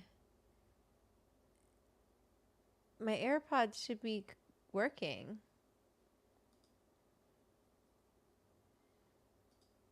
Hello. Drop in 5 years. CEO Elon Musk's controversial role in the White House causing fallout for the company. And for some who drive Teslas as well. Our Charlie DeMar spoke with a repair shop and drivers about the impact.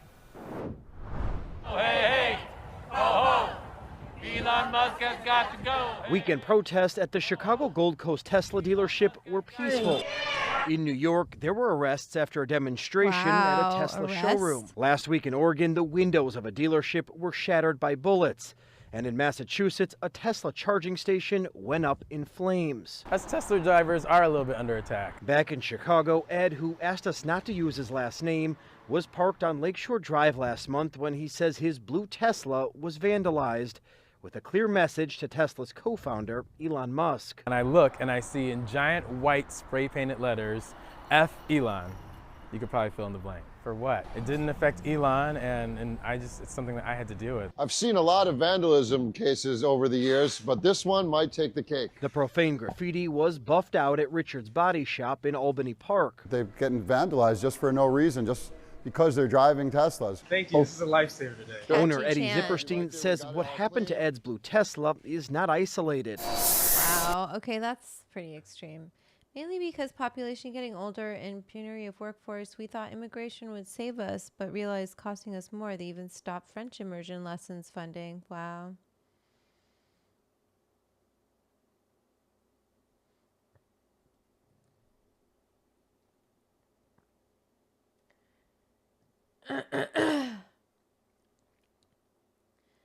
Keep those Elon jeans out of the pool.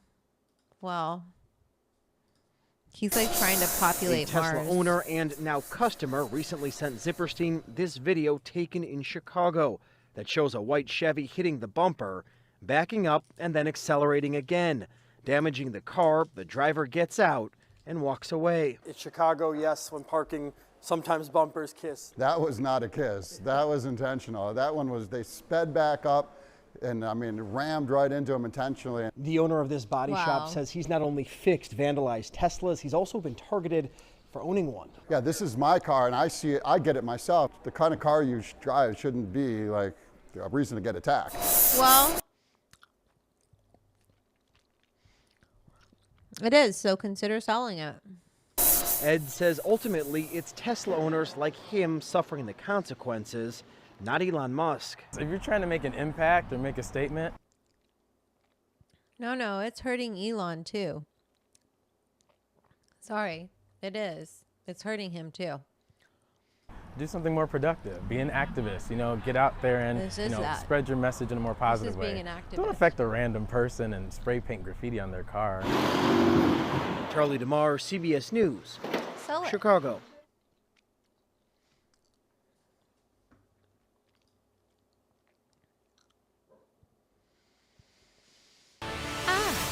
Right, we've got some breaking news. No, I don't want it to just play.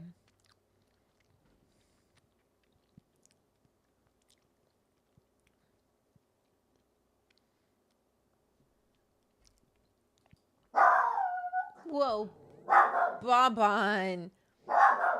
Whoa. Whoa.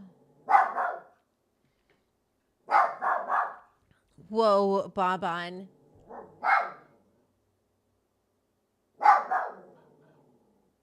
Hey. I don't need to hear it. We don't need to hear A few weeks ago, the big-brained genius Elon Musk unveiled this, the Tesla Cybercab. Finally, after years upon years of delays, the Tesla fully autonomous robotaxi is finally here, and for only $30,000. Yeah, right. If you literally haven't been born yesterday, you probably called bullshit on all of this, and for good reason. In this video, I'm gonna drop the club link so you can support the club because yes, I'd love to make stickers, but I need more members to the club to make more merchandise. To get it? Takes money to make money. But we can get some club stickers made. So let me drop this into the chat. Bob-on is pissed. She really is. She really is. We'll pin this. So if you want to... Ooh, wait, that's YouTube. I didn't mean to do that. Not that. That's the YouTube link. This is the club. Let me pin this. There we go. So you can join the club right there on Patreon. Okay, let's keep watching this. I'll make the point that the Tesla Cybercab, at least in its current state, is a complete fraud. And even if it somehow gets onto the road in a rushed, pre-alpha phase, how it's most likely never coming to Europe. Before the video starts, please consider subscribing, it would be much appreciated. Thanks, and on to the video.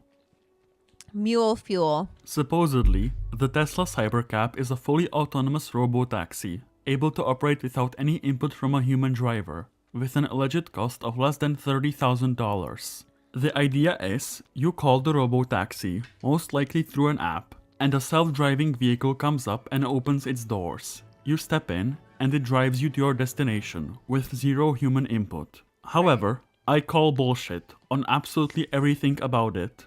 In my opinion, the Tesla Cybercab is nothing more than smoke and mirrors. It's fake, the technology is not real, it's just another empty Elon Musk promise. First, let's look at the Cybercab's autonomous driving. Autonomous driving is divided into 6 levels. KOR, you fell into a rabbit hole of my videos over the weekend. And it's pretty awesome that you have this whole world going. Thank you. I love it. Pascal Coupal, they didn't renew work visa to French immigrants in the middle of the process of getting citizenship. I lost my affordable housing agent lady. Whoa. Whoa. Sorry to not talk about that and be like, here's some weed, but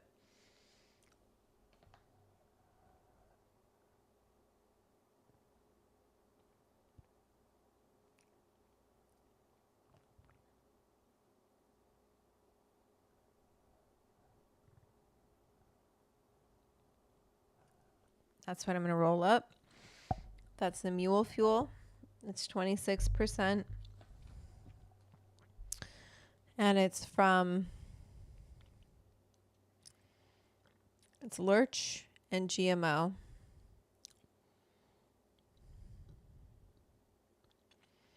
Cool.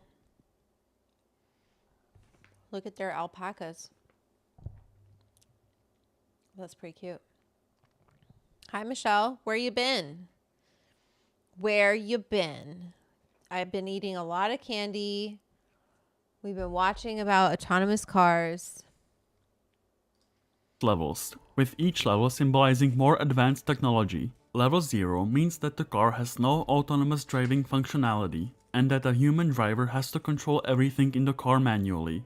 At the other end of the spectrum, level 5 means that the car is able to fully drive itself, with no input required from the driver. Concept level 5 cars don't even have pedals or steering wheels. The most advanced... Give me a second. I really want to figure out the GoPro. Let me do this. Because she's, of course, today, it's like perfect little baby. Perfect little...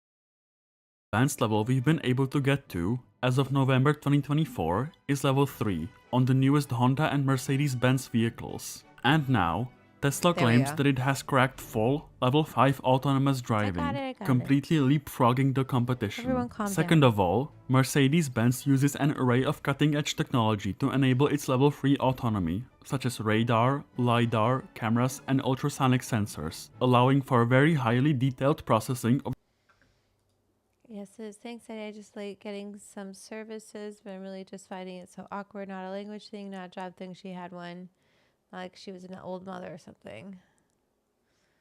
Therapy. I was trying to set up the bonbon cam so you could see the sweet angel, but there you go.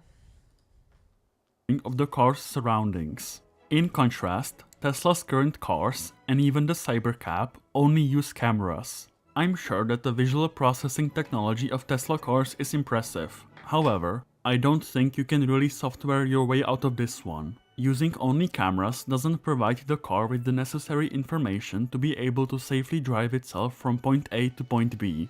We are already seeing numerous near misses and crashes caused by Tesla autopilot users. And remember, that's only level 2 autonomous driving. If we were to adopt fully autonomous, level 5 self-driving, there is very little room for error. Cars are heavy machines capable of high speeds. Any error in the hardware or software is gonna potentially cause injuries or even death. Right. In its current state, releasing the Tesla Cybercab onto public roads would be a great way to fill up Tesla's legal department with lawsuits. And with how Elon Musk conducts himself, they've already got loads on their plate. Especially here in Europe, we are not really keen on unproven, barely tested cars going at high speeds on their own. Tesla's full self-driving, which can only be considered level 2 autonomous driving, still isn't fully approved on European roads. And to top it all off, a futuristic, fully self-driving car for less than $30,000 is practically impossible, at least without huge subsidies or without Tesla taking a huge loss on every car sold. Considering that the Tesla Model 3, a much less advanced car and with the benefits of economies of scale, runs you $35,000 with the US electric vehicle federal tax credit, I doubt that the Cybercab will cost $30,000 if it even comes out. However, the Cybercab isn't the only thing.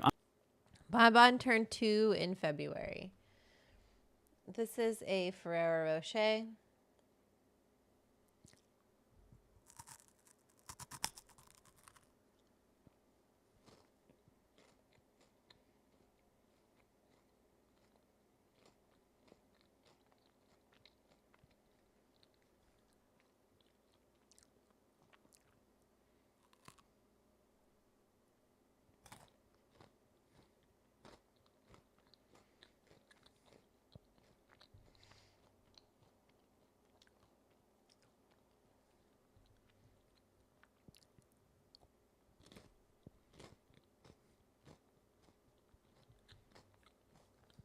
Being unveiled at the Tesla V Robot event.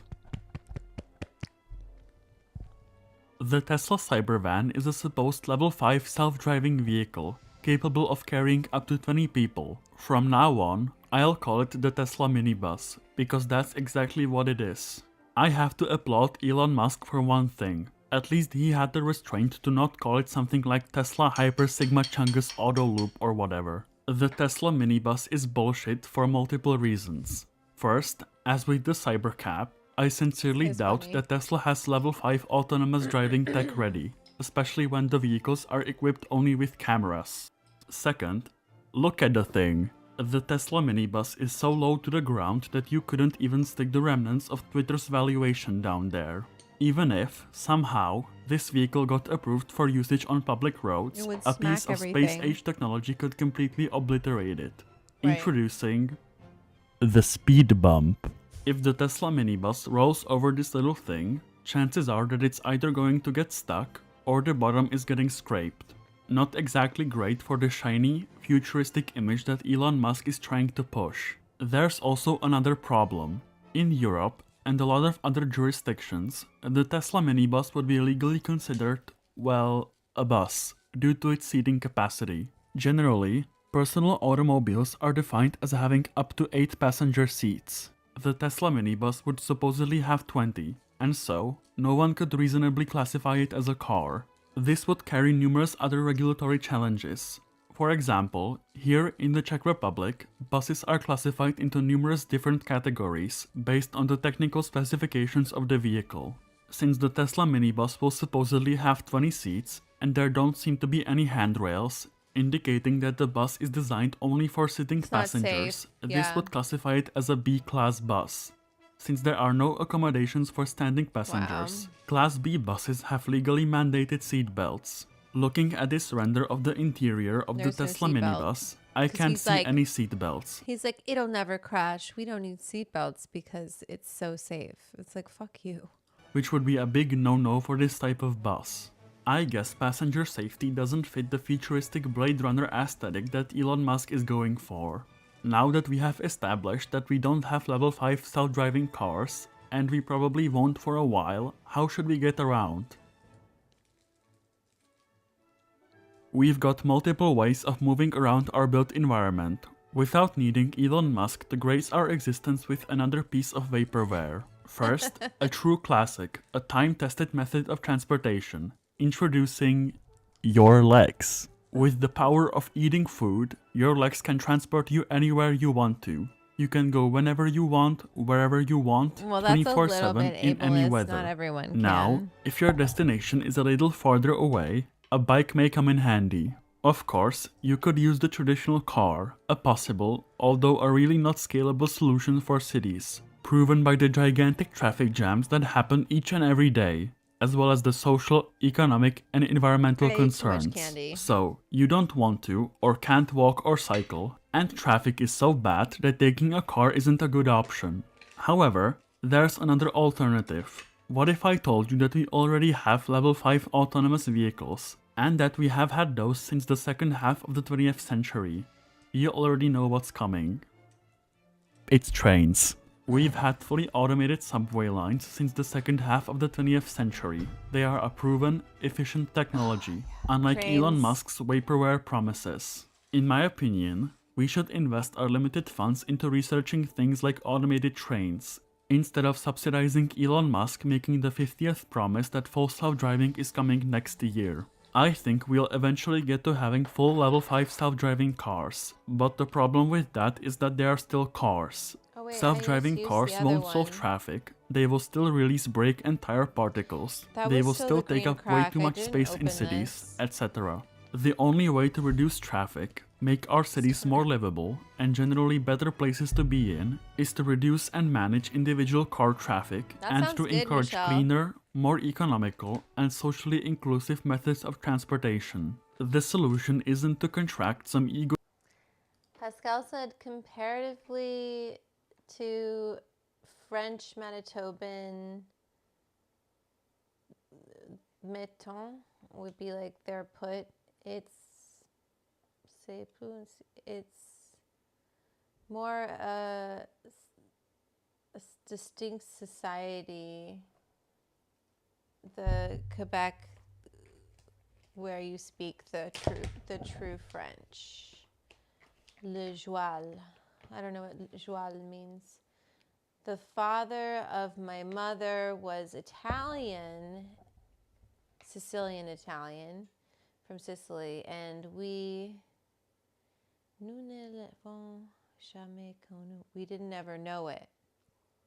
Did I get that right? I haven't studied French in years. Anyway, ooh, this one looks really good. Okay, maybe I'll smoke this tomorrow. We'll stick with green crack tonight because I already ground it up. Look at this, babes. Camera. Stop it. It likes my profile. I don't blame it, but still, there we go. La, la, la, la. Do, do, do, do. This is the mule fuel. Dee, dee, dee, dee, do, dee, da, dee, do. Ba, da, ba, ba, ba, da, ba, da, ba. Okay. There you go. Hi, Prod by Lou.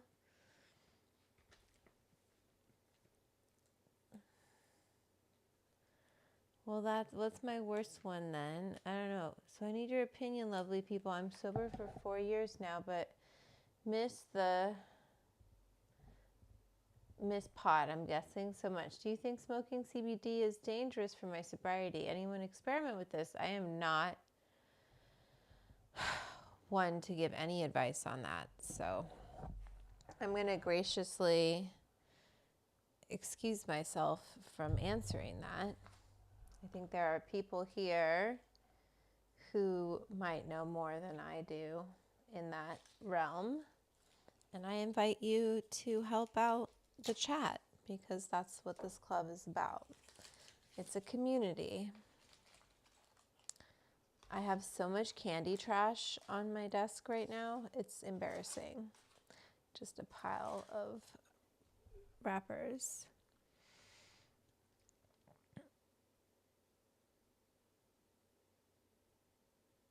Okay, so I understood it. Okay, good. Thank you. I can understand it, but don't ask me to speak it because my accent is not so great. Oh, look at Bonbon. Damn it. Okay, let me pan it down a little bit because she likes to. Push it down.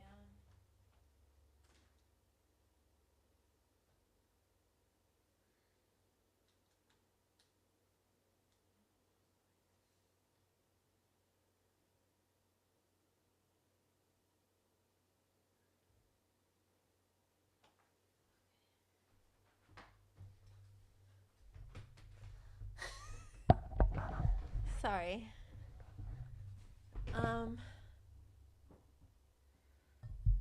Mom, busy cooking your third meal of the day.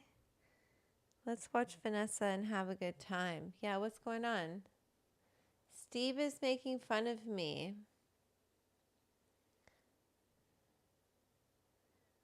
That's okay. I don't care. Steve, you do you. Let me do me. It's not all about the size of the bud, man.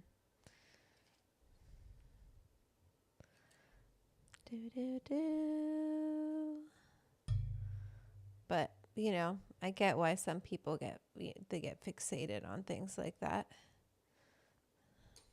It's like when you see someone with a big ass loud car and you're like, she doesn't want to just like be, because now you don't see her. But if she lays her head down, I'm sorry, I was trying to like get her in the shot and then she just moved. But wait, here we go. There you go. I was right. That's my dog. She's so cute.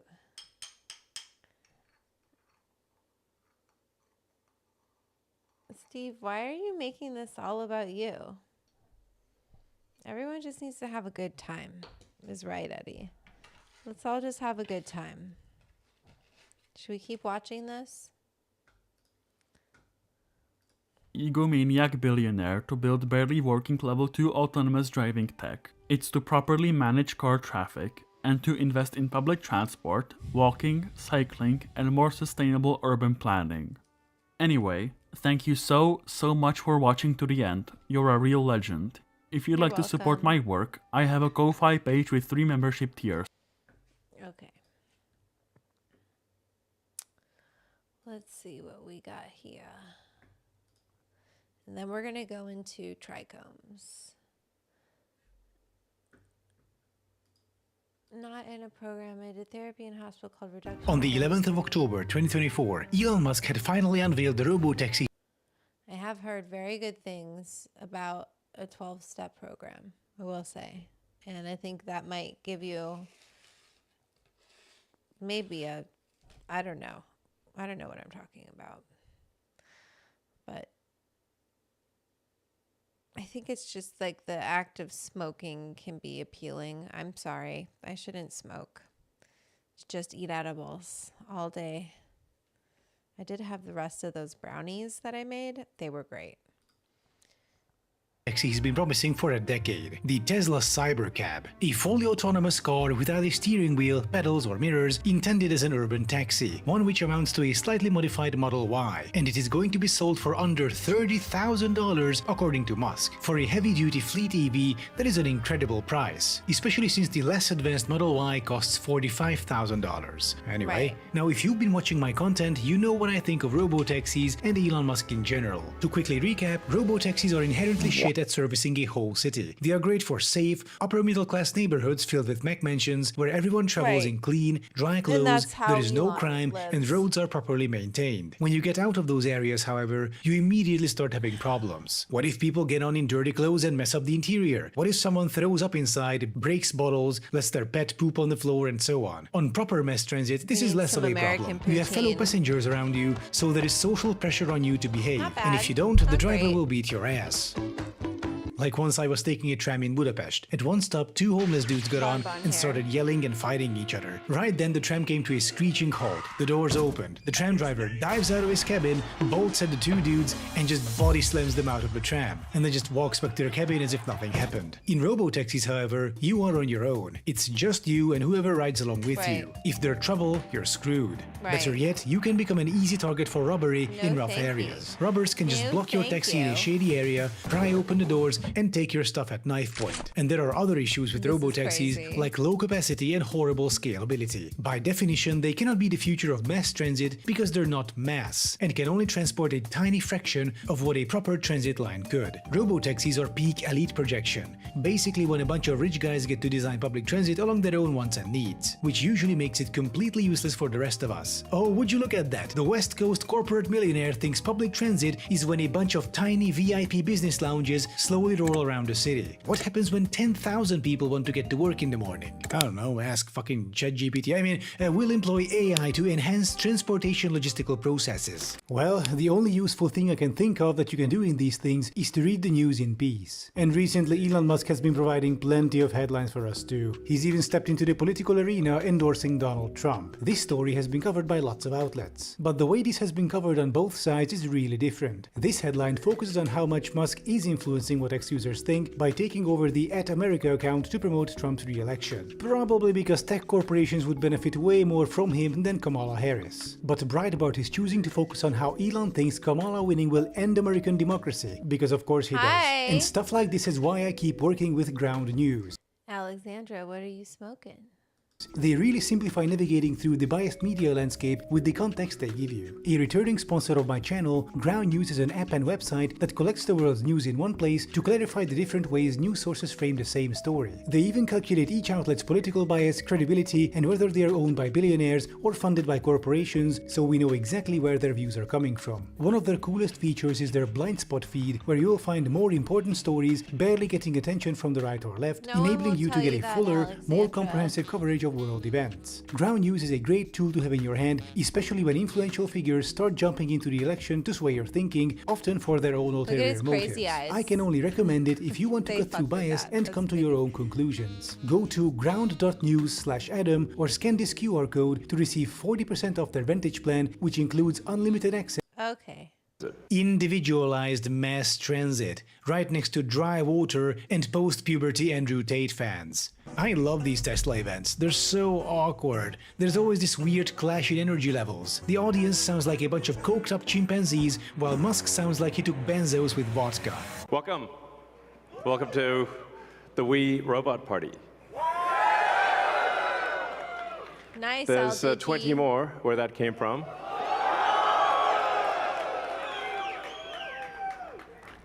So they've been traveling, there's no people in them, as you can see. The car's just going by with no people. Whoa! The guys that love him are so funny, man. And we have 50 fully autonomous cars here tonight.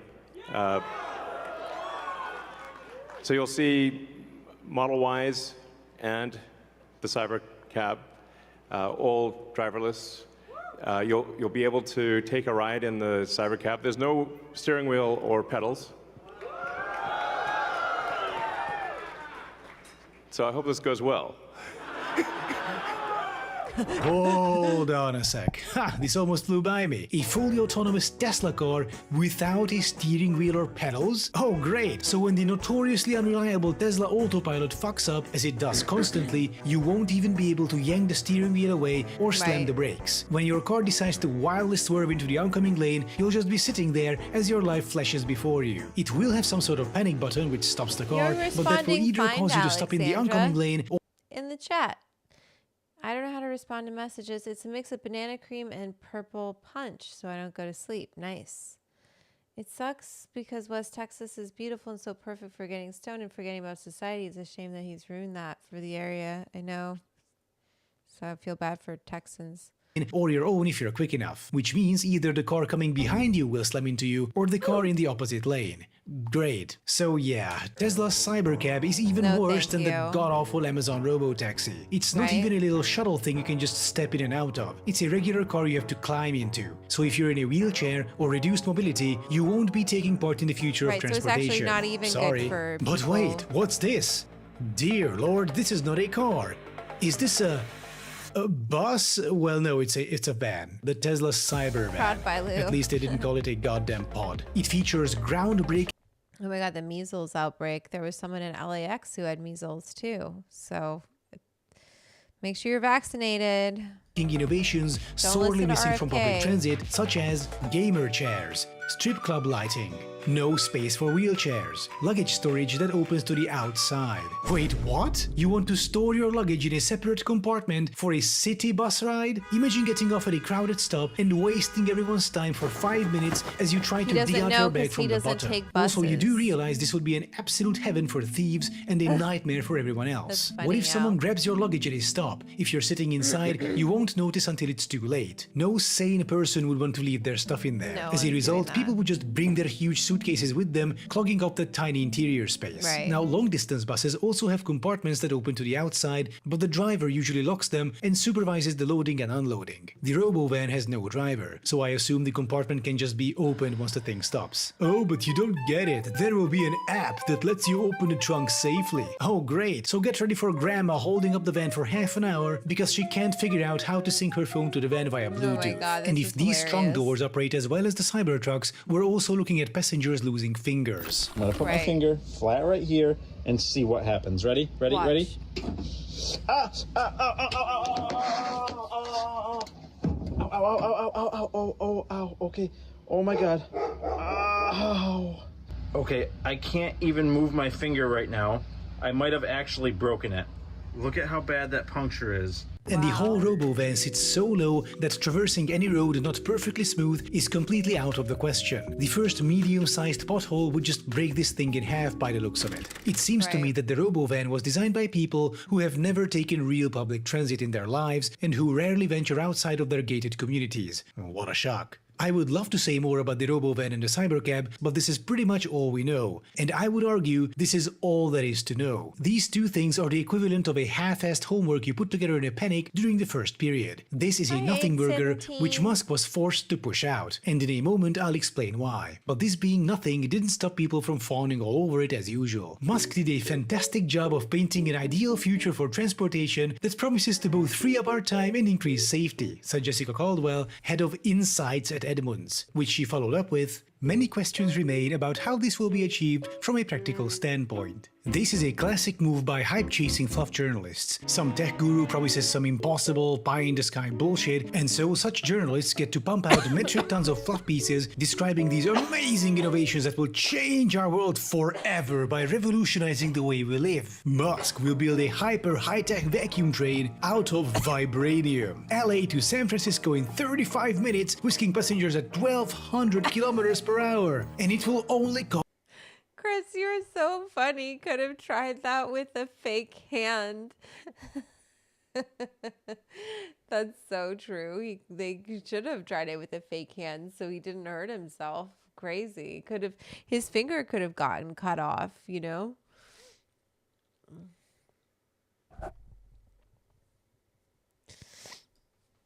It cost $6 billion. Questions remain about how any of this is even possible, but my god, isn't this epic! Don't forget to like and share, and turn off your ad blocker. Here's the thing, the hype and excitement around Musk's projects are not genuine. They are artificially driven by people with monetary interests. Now, this is how media often works. This is how American media works as a whole, in fact, trying to gain viewership for ad revenue. A tech company comes out with some idiotic concept which basically is dead on arrival, but it looks shiny, so off we go, rev up the content mill. We are gonna milk this bullshit for every cent of ad revenue there is. Right. But Tesla is a special case here. First off, it's more well-known and popular, so for fluff journalists, or any kind of journalist really, covering anything Tesla is an absolute must. Second, a ton of people have a vested interest in the company's shares constantly increasing. Tesla is like Bitcoin. You don't buy into it because you agree with the vision or you like the product. No, the main reason you're there is to speculate. Buy low, sell high. It's a pump and dump. And how do you pump the stock price? By generating creating as much hype around the company as humanly possible so that more people buy the shares, so the line goes up. Now, this is a bit weird, isn't it? To have this sort of hype surround a car company. You don't have this with Toyota or Ford, companies whose production dwarfs that of Tesla, and yet their share price is a fraction of Tesla's. That's because Tesla does not present itself as a car company. It tries to pose as a tech company, and tech companies are prime territory for hype-based pump and dumps. Think of the dot-com bubble around 2000, or the Theranos scandal, or fucking Juicero. Everyone is looking for the next big thing that will get huge overnight. Sudden paradigm shifts, triple-digit growths, massive returns. If that's what you're looking for, tech companies are your best bet, at least in the public consciousness. Basically, everyone is looking for a 1990s Apple share. Buy in now and see the value of your investment go up by 220,000% in a few years. Tesla will surely do the same as soon as known genius Elon Musk revolutionizes transit forever by taking control of the global transportation market with his awesome robo-taxis, increasing the share price from $220 to thousands and more. And in order to achieve that, the company has to be hyped as hard as possible at all times. This has led to the funny situation where people have to pretend that Elon Musk is a genius inventor, because a company led by a genius Tony Stark science man is worth more on the stock market. Musk is a complete moron by any metric, and the fact that he made it this far is only due to a bizarre string of blind luck, but people have to pretend that this is not the case. Meanwhile, look at how he handles Twitter. That's how he handled all his previous companies, except before he had people slapping his hands away from the steering wheel before it was too late. With Twitter, nobody kept him in check, and he ran the website into the ground. The same happened with the Cybertruck. That was also an Elon Musk solo project, and it was such a spectacular failure in all regards that it's actually quite sad. I have a video on that too, by the way, in case you're wondering. Recently, 27,000 Cybertrucks had to be recalled because their rear view cameras are lagging when you put the car in reverse. How do you even... So with all that in mind, let's consider Tesla's reveal event from a new perspective. We have a bunch of half-assed prototypes that look like they were thrown together in a couple of months. We have a Tesla product line that has been stagnant for half a decade, with the latest release being an embarrassing failure, and a share price half of what it used to be during its peak. Really Meanwhile, competitors are coming in, eating away at Tesla's market share. And Twitter is eating Musk alive financially, with revenues down by 84%. In this situation, Musk suddenly comes out with his robotaxi concept, which he's been promising for a decade, presenting some bullshit, half-assed prototypes without any technical details. All this leads me to believe that this is all a show. What we're looking at is fake. It's all bullshit. These are not real vehicles. They've got nothing. And I think so because supposedly they've been working on these things for nearly a decade. After all that time, they should be presenting perfected, mass production ready models with full specifications and exact prices. Instead, all we have are some rough vehicle concepts with this guy's voice just kind of, because it's so the same, I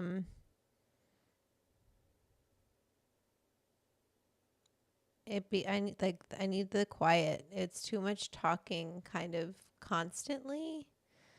Does that make sense? Maybe because I'm stoned, but I can't watch any more of that. Okay, let's go here. Yeah, it's like How a special needs child ever became the richest person on the planet, and spoiler, he's not really, but how he did on paper. The cadence is really quick, and it's just like, anyway. Is a collective mark of shame that mankind will bear long into the future. I mean, he recently unveiled his new cyber bus. It's like a regular bus, but it's got no ground clearance, so the first speed bump or pothole it meets will destroy the bus. Masterful gambit, sir. The Robovan. The Robovan is, we're going to make this, and it's going to look like that. I'm so impressed how you managed to design ground clearance out of your bus. Fortunately, they were on a movie set at the time. Warner Brothers Studios, to be exact. And there were no potholes on set. Good luck with that in the real world, Elon. But that's not the only thing he designed out of the bus. You'll notice that he's taken out the windows as well, because people really enjoy traveling in enclosed spaces. You know, really brings out that feel of claustrophobia. Now, can you imagine going down the streets and you see this coming towards you? No. That'd be sick. It's kind of like being buried alive. If only we had some technological development that would allow us to see out of a vehicle. He wants it like a nightclub. Windows. Where you're like... That way, people might be able to anticipate which way they need to lean when the bus is going around a corner. What? Yeah, seriously telling me that the guy who is famous for inventing worse copies of things that already exist invented a worse copy of something that already exists? 12, he built a video game he called Blastar, which started his lifelong love of inventing things that He's already not exist. Steve Jobs, Alan. Say it ain't so. But as any devoted Tesla fan who put down $250,000 at the Tesla Roadster reveal with the promise of a car in a couple of years will tell you, Musk always delivers. Probably. Sometime. In a couple of years. It's hard to tell. It's getting on for 10 years past the unveil event, and there's no sign that the car will ever exist. But no, seriously, right after he's got the Roadster working, he's going to get right on making this really stupid version of a bus. But wait, we're not even there like a at toaster. the pièce de résistance Or like a yet. phone. Musk has also designed out the wheel arches, such that now, rather than actually the wheels only poking out the side of the bus when it's turning corners, they need to be entirely enclosed within the bus, taking up more space. Now, some of these things, admittedly, you can get around. Like the low ground clearance is not a problem if you, say, have a road that is made of, say, metal rails or something that doesn't go up or down much. Right. At which point, congratulations, Mr. Musk, you've invented a tram. Joe slept slightly longer than expected. Half a millennium, to be exact. The future Right, it looks like a should tram. look like the future. And we're stuck with the dumbest people in history. Hey. What happens if you need a vehicle that is bigger than Idiocracy. For the smartest guy in the world, you're pretty dumb sometimes. Don't get me started on making the Robo-taxi futuristic by painting its tires gold.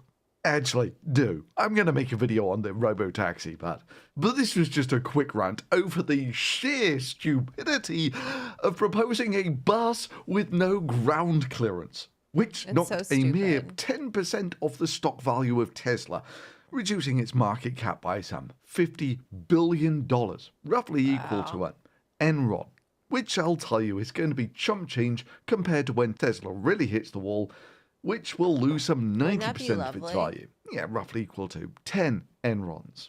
But that's a story for another day.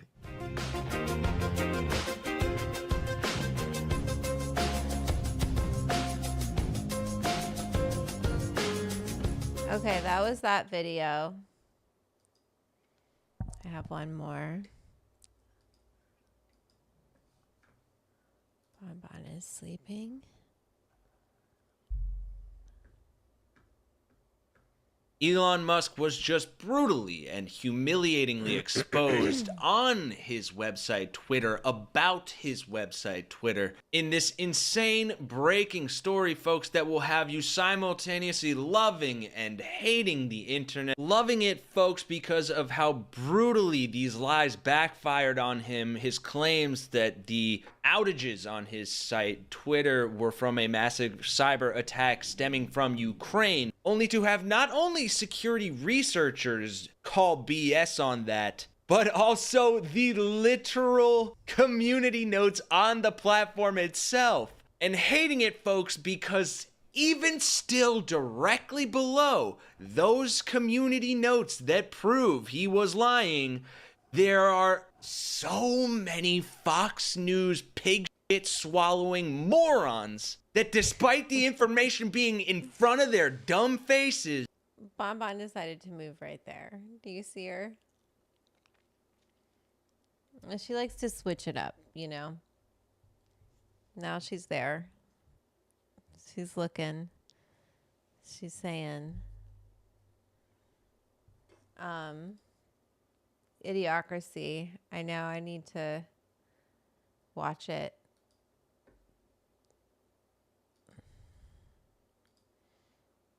Still bootlicked and came to Elon's defense and believed everything that the Fox News propaganda network put on their feed. Unfortunately, we live in the stupidest timeline, so you can't make this shit up, folks, but drop a like, subscribe to the channel, and let's get into it. Now, you may recall us mentioning that this all started yesterday during Elon's absolute nightmare of a day, where Twitter was down over and over again, experiencing multiple outages, and then we found out that it was from a cyber attack. Take a listen. Started reporting problems in the early hours of Monday morning in the United States. Disruptions that initially appeared to clear up only to later experience similar difficulties in the day.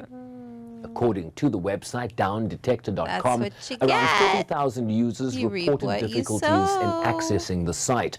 Reuters reports that a source in the internet infrastructure industry said X had been hit by several waves of denial of service on Monday, a process that overwhelms targeted websites with rogue traffic. Hey, Smoke Steve, we're gonna go into Trichomes in literally after this video.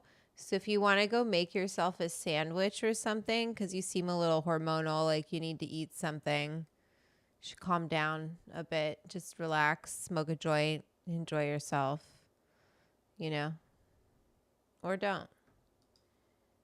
No one's forcing you to be here. Right. These types of DDoS cyber attacks are that. They are cyber attacks, and they're kind of par for the course for these bigger websites, as is evidenced by what has already happened to Musk's Twitter. Musk made similar claims of a cyber attack when the Spaces audio platform on X crashed during a scheduled conversation to promote Donald Trump's candidacy for president last year. But alas, and I know you may find this hard to believe, but when Musk went on Fox News yesterday to explain why and where these cyber attacks were coming from, shocker, neither he nor the network were telling us the full truth. In fact, they were fucking lying. We're not sure exactly what happened, but there was a massive cyber attack to try to bring down the X system with IP addresses originating in the Ukraine area. Right, that coming after Musk posted that. That's not true. That I can't believe he said that, but that there still is a massive cyber attack against X. They get attacked every day, but this was done with a lot of resources, he says, ending with tracing ... and then going on Fox News to say that it came from Ukraine. But here's the thing, he never provided any evidence for said claim, and then a new report from Wired had security researchers offering a very different view on the attack. Security experts interviewed by the publication said that they had seen little evidence that Ukrainian IP addresses played a significant role in the DDoS attack, with one researcher saying the country wasn't even in the top 20 countries of origin involved. More on that in a second, but it gets better. The report also suggests that despite Musk's assertion there were a lot of resources involved, X may have inadvertently left its system susceptible to a DDoS attack like the one that happened Monday. Their servers weren't properly secured behind the company's Cloudflare DDoS protection and were publicly visible. Funny. Remember when the literal Doge website got hacked just a couple weeks ago? Surely there's no connection there. No, it had to be the Ukrainians because they were mad that J.D. Vance asked them to say please. But that all brings us to the media equivalent of Dante's Inferno, Fox News, who posted the clip on Twitter, I don't know how, quoting Elon and doubling down on his claims against Ukraine, only to have the community notes say that the attack was claimed by a pro-Palestinian cyber hacking group Darkstorm team with ties to Russia, with 1, 2, 3, 4, 5 sources there, and adding that this kind of attack is launched from compromised groups of computers known as botnets, the location of which has no relevance to the attacker's location. And obviously, if it was coming from Russia, they would probably try to disguise it as Ukraine. But even then, with all that context added, the Fox News Twitter manosphere of morons had to chime in the comment. And I'll read a few of theirs first, and then we'll end on the cathartic ones that thankfully call them out for being stupid bootlicking morons. This guy, named Enlightening, says it's rarely a good idea to burn bridges, which, if that information is accurate, that's what Ukraine appears to be doing. Cool, at least he added the if in there. Okay, but this I don't want to read people's comments. All right. Tesla sucks. Let's keep crashing this stock. So if you have stock in Tesla, I recommend you sell it. Sorry. Let's look at types of trichomes explained. Let's see. Is it here? Many growers, when they're looking at determining the... Oops. Let's see this.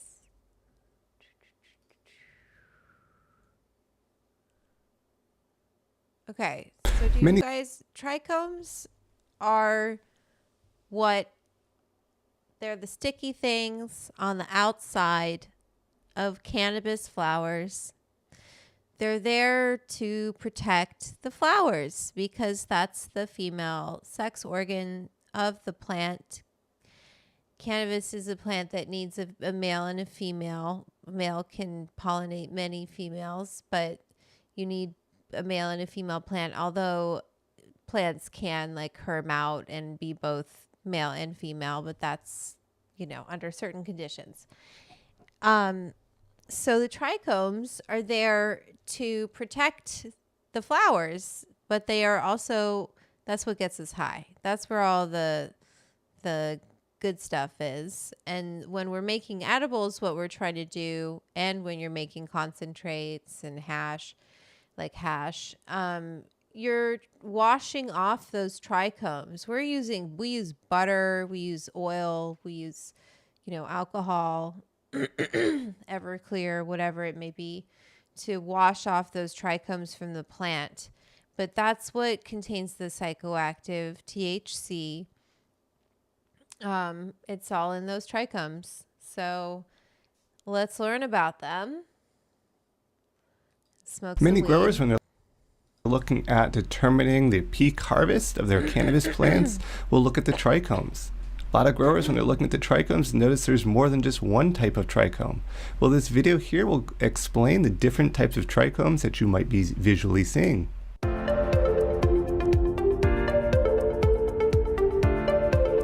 Tobacco University. All right, let's get into types of trichomes explained here. We can see them visually represented. We're going to go into them in a little bit more detail. So first off, what is a trichome? Well, trichomes are small hair or other outgrowth of the epidermis of the plant, typically unicellular and can be glandular. These structures are the site of cannabinoid, terpene, and flavonoid production. And this is why growers look at them and think that they're so important, because really that's where all of the chemicals that they're looking for are being produced. These are found in more than just cannabis plants, so keep that in mind, as terpenes function as a natural plant defense mechanism in other plants as well. They're like little Here soldiers. We're seeing some of the kind of... They're stinky, sticky, or let's say they're pungent or fragrant, sticky, psychoactive soldiers. Visual representation of them. Some you might be more familiar with. Some maybe just think as little background structures, but they're all kind of a protrusion of that epidermis. Now we have the glandular trichomes here, and there's going to be a whole bunch of different types. I'm going to try to present some good visual images as well as some descriptions here. So glandular trichomes are going to be kind of in this category, and they produce and store large amounts of cannabis resin, which are found in high quantities in female flowers, but are also found in leaves and also on the stems of particularly younger plants. So not just only found there, they can be found in other portions of the plant as well.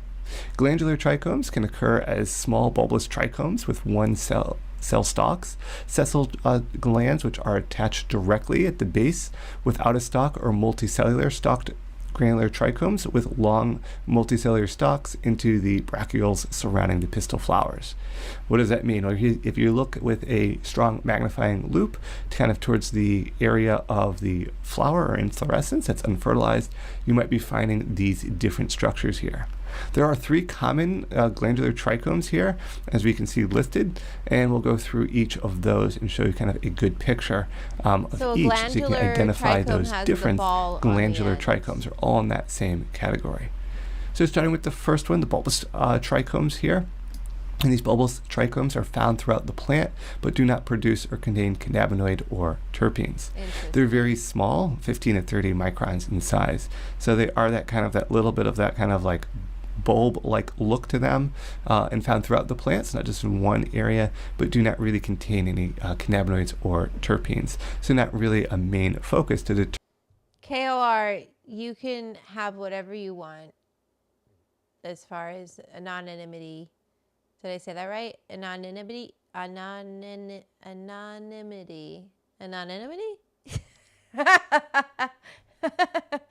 I'll whatever you would like. Don't have to be in the credits. If you don't want to be in the credits, you don't have to be. If you just want to support the club, thank you. Appreciate it. I value you. You don't have to be in the credits. We won't put you in. That's fine. That we do that with Winslow. You do whatever you want. Thank you. Determining the peak of harvest or how well your harvest may go. Then we have the capite sisal trichomes. So in this example here, these have globular shaped head here, and are the most common as they're found on the stems, leaves, and also the bracts. So they're found in multiple locations in the plant. Wow. While these trichomes do produce cannabinoids, the levels produced are much lower than the capite stalked trichomes, which are discussed on the next slide. These are mid-sized, measuring from 15 to 100 microns across, so they're a little bit bigger than the first ones, but really produce cannabinoids, but not really to any great degree. So these are the highlight ones. I think the ones that most growers are kind of seeking out and looking for. These are the capite. Let me show you my cookbook. This is my cookbook. How to eat weed and have a good time. Okay, right? And I had Maria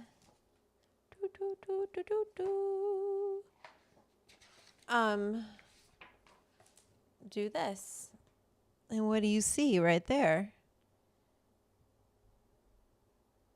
Wait, there we go.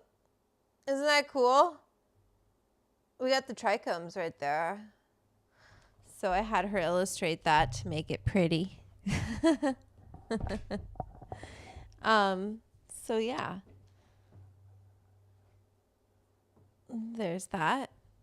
You can pre-order that. Let me give you that link because I want you all to know that you can get this cookbook that I spent so much time and put so much love into. Okay, let's keep going with these trichomes. And that artist is Maria Schotler. She's amazing. She does these incredible calendars and really cool stuff. I can pull her up next.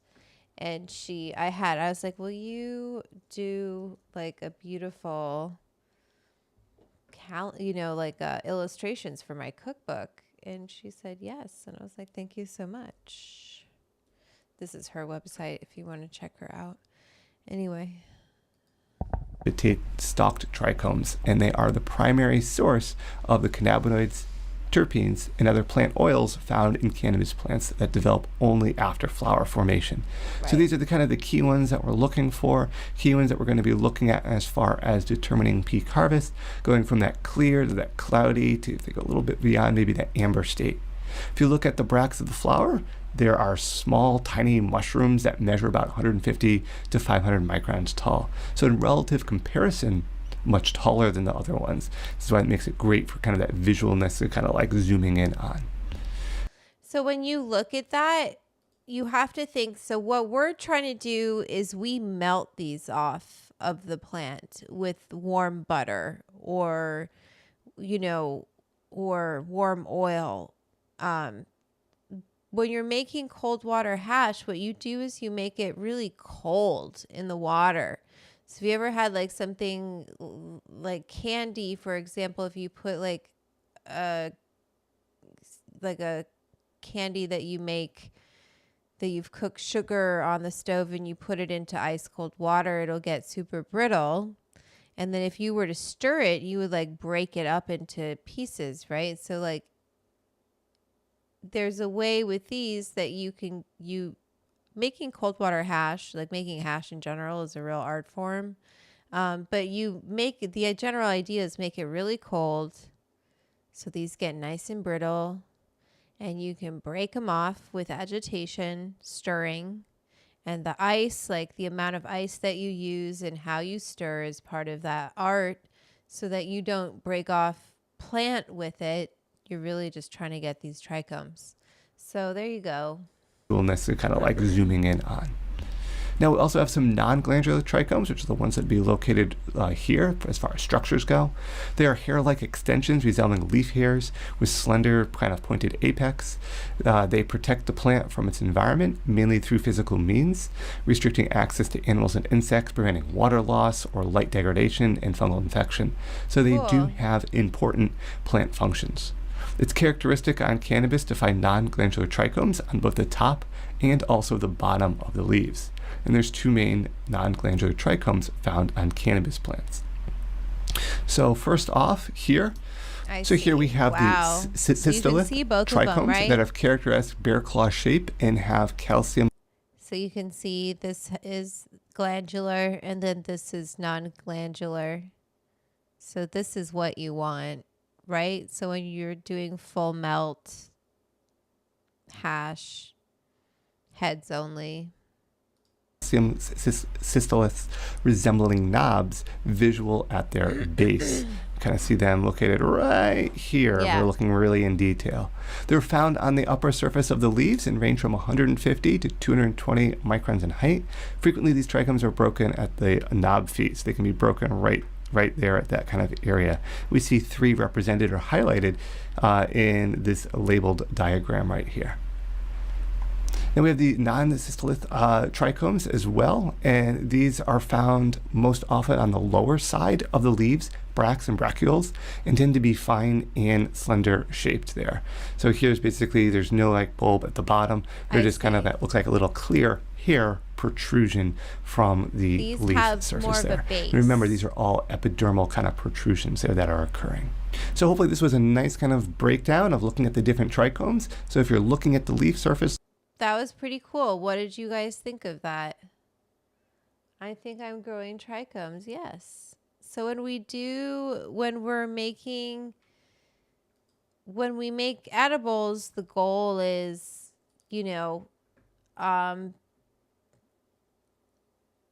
wash off those trichomes into the solvent. Butter it's a fat, and it works really well at washing off those trichomes from flour. So let me see.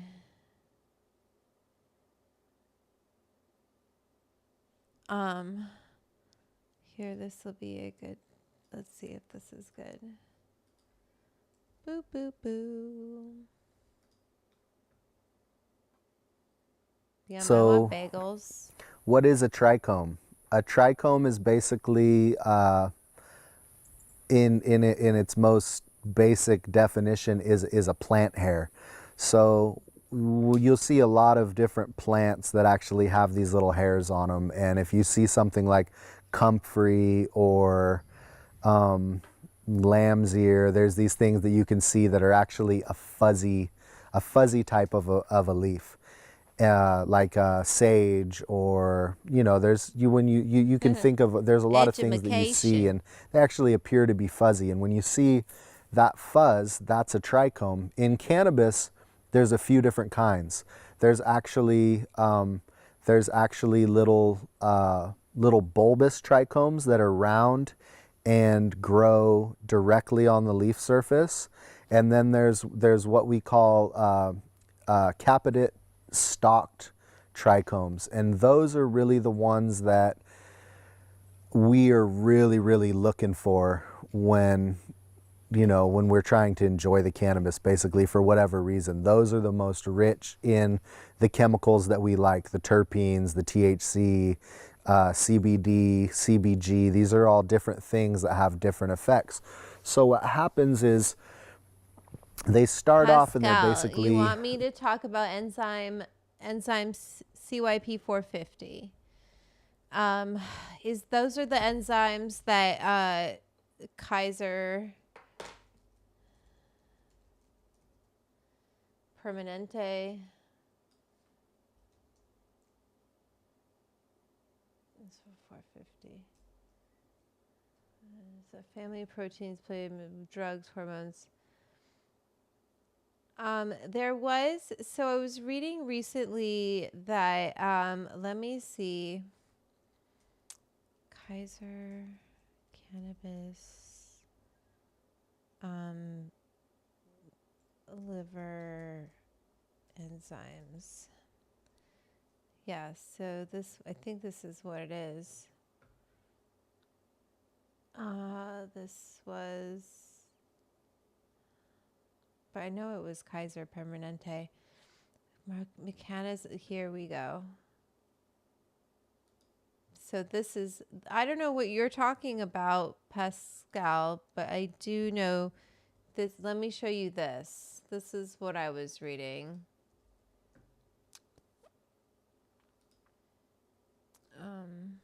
If you're talking about like mechanisms of action and pharmacokinetics, PK of cannabis, there's PK and PD what is it again? Or is it it's really kind of pharmacodynamics, yeah, versus what is the difference between the two. One is, so pharmacokinetics is the study of what the body does to the drug, right? So how does the body respond to the drug? What does it do to the drug? And pharmacodynamics is the study of what the drug does to the body. Okay? I know that's kind of seems like a weird distinction to make, but it's important. So the shorthand is PK, PD. Abstract. At least 100 cannabis species or compounds known as cannabinoids, a molecule with a 21 carbon terpenophenolic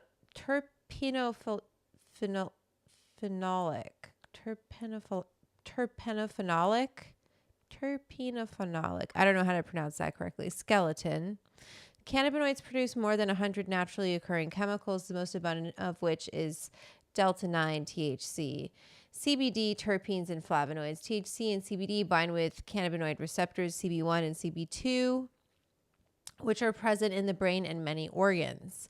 Metabolism of cannabis is determined by the route of consumption.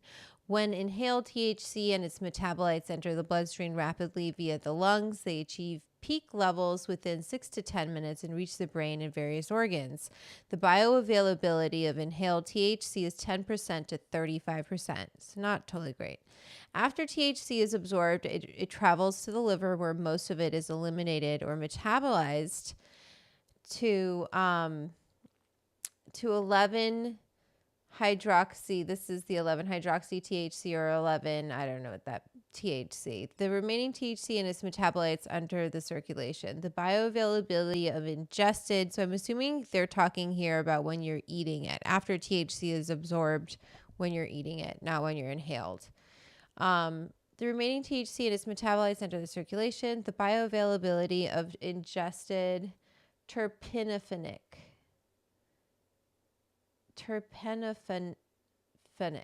not terpenophenolic, not terpenophenolic, I'm not going to even try anymore.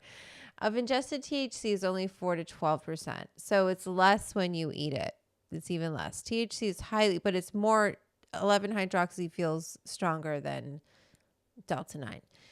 THC is highly lipid soluble, so fat soluble, and is therefore rapidly taken up by fat tissue.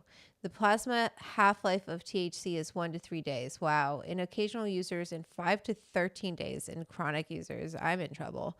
The bioavailability of CBD via inhalation is 11 to 45%, whereas that of oral CBD is 6%. CBD has a high lipophilicity and therefore is rapidly distributed in the brain, adipose tissue, and other organs. CBD is hydroxylated, to 7-hydroxy CBD, by cytochrome P450 enzymes and CYP3A4. And so these are different enzymes that the liver is excreted, mainly in feces. So then after you poop it out. The plasma half-life of CBD is 18 to 32 hours. But what are the enzymes for THC? I'm sorry, too much science. We're reading about, I wanted people, basically when we eat THC and CBD, our liver secretes enzymes.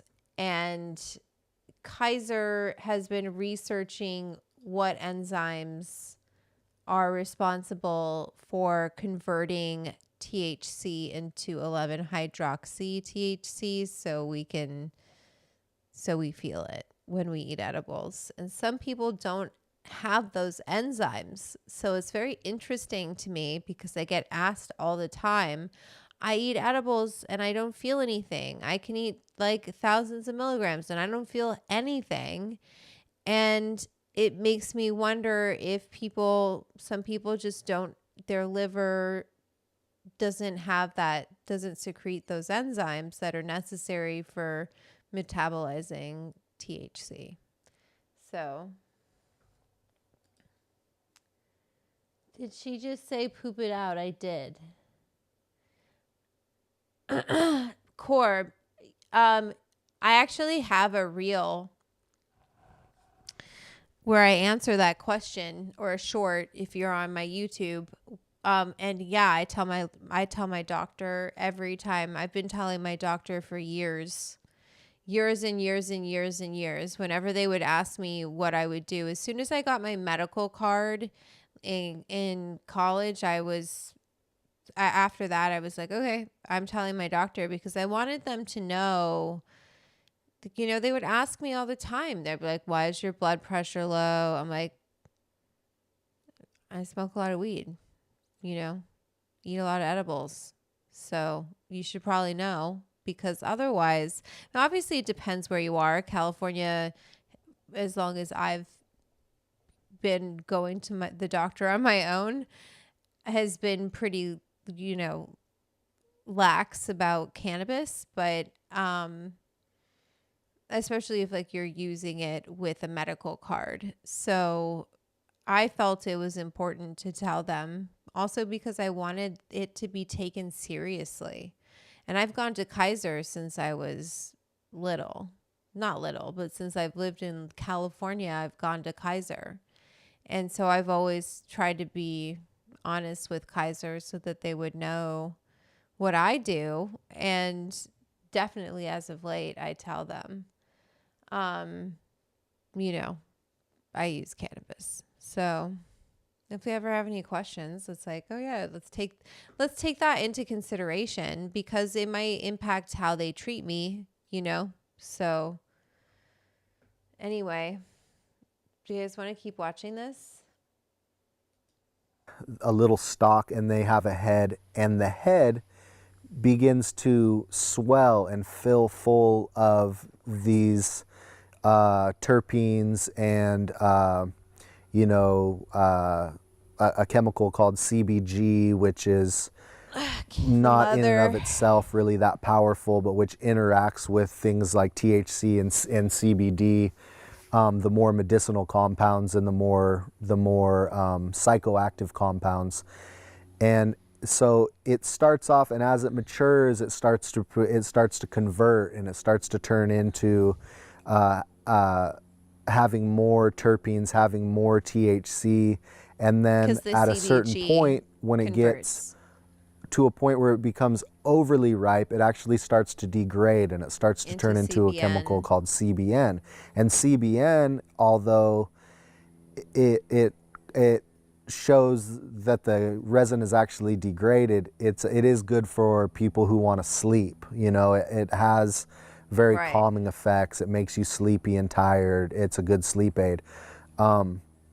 So really what it is that you're going for is when you're growing your cannabis, what you're really doing is you're trying to grow trichomes. You want the plant to produce as much trichomes as possible. Right. So if you've ever had any cannabis and you really liked it, chances are the trichomes are what are responsible for that. It's not the rest. There's not really much inside of the plant matter itself. There's some been my things, point. but most of the things that you really want, they're going to be inside those trichomes. That's the reason why concentrates like hash oil, hash, and all these other things that you know, edibles, topicals. These are all things where you've actually taken the trichomes from the plant and you've concentrated them. And so the smell, the taste, the high, the medicinal effects, that's all coming from those trichomes. And so when if your doctor feels judgy, then maybe you don't. But my doctor, I don't know. I guess I don't really give them room to be judgmental. And Kaiser is kind of like, it's never the doctor really asking me. It's always the nurse. So when they're first checking me in and they're like taking my weight or whatever, taking my blood pressure, they'll be like, do you do any, like, do you take any kind of medicines, or you know, what kind of medicines do you take? And I just say, I just use cannabis, you know, and also if I think of anything else that I've taken, which would be like zinc or something like that. But, you know, I just try to tell them what I'm putting in my body that might have an impact on what they're seeing, because they just need to know, like, if you do acupuncture or you do just different stuff, like, it's good to tell your doctor. But if they're judgmental, I don't know, maybe consider going to a different doctor. It's all about the trichomes. when the flower is young, it has small trichomes, they're immature. There's very little active compounds in those trichomes, and there's much less of the trichomes actually present. As the plant gets more and more mature and the flowers begin to swell, they begin to get more mature, then you start to get more and more trichome production. There's more of them, they're closer together, they're bigger, and then at that point you start to reach a certain point where, okay, now your flowers are at their maximum potential for producing all these compounds that exist inside the trichomes. And then at a certain point, stuff will start to degrade. The trichomes will actually get bigger, but the flower itself will start to stretch out and start to grow really fast. And so the trichomes will get bigger, but they'll become farther apart. Like leggy. And they'll have less of the really desirable compounds in them. So what you want to do basically is grow the flowers until they get to the point where they have the most trichomes at the best point that they can possibly be, and that will be where the flowers are at their very best stage. And in certain strains, that might be when, you know, a certain amount of the hairs, or you know, what are the little hairs you see, those are called stigmas. At a certain point when you'll look and you'll say, okay, 2/3 of the stigmas have turned to be brown or orange and are no longer white and vibrant looking. Some strains, it might be well after 100% of the stigmas have actually died back and turned color. But once you're experienced with a particular strain, you'll learn what that peak stage is for your trichomes. And that's when you really want to know, okay, here's the right stage, because what you're doing is growing trichomes, and you want to get the flower when you have the maximum amount of desirable trichomes at their best state. And that's what really makes you have a flower that is at its peak, and you've really captured the essence of the plant. Wow. And like the line of knowing, you know, where that is hard. It's hard. It's like look at, she's back. Let's see. It's hard to know. Let's see. God damn it. You just see her nose. I want to put the camera down so you can see her before I go.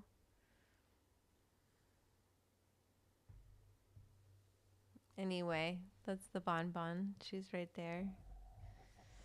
All right, everyone. I'm pretty tired and I'm pretty hungry. Can't just eat candy for dinner. I don't know what I'm going to make. I think I have some chicken, so I might just make some chicken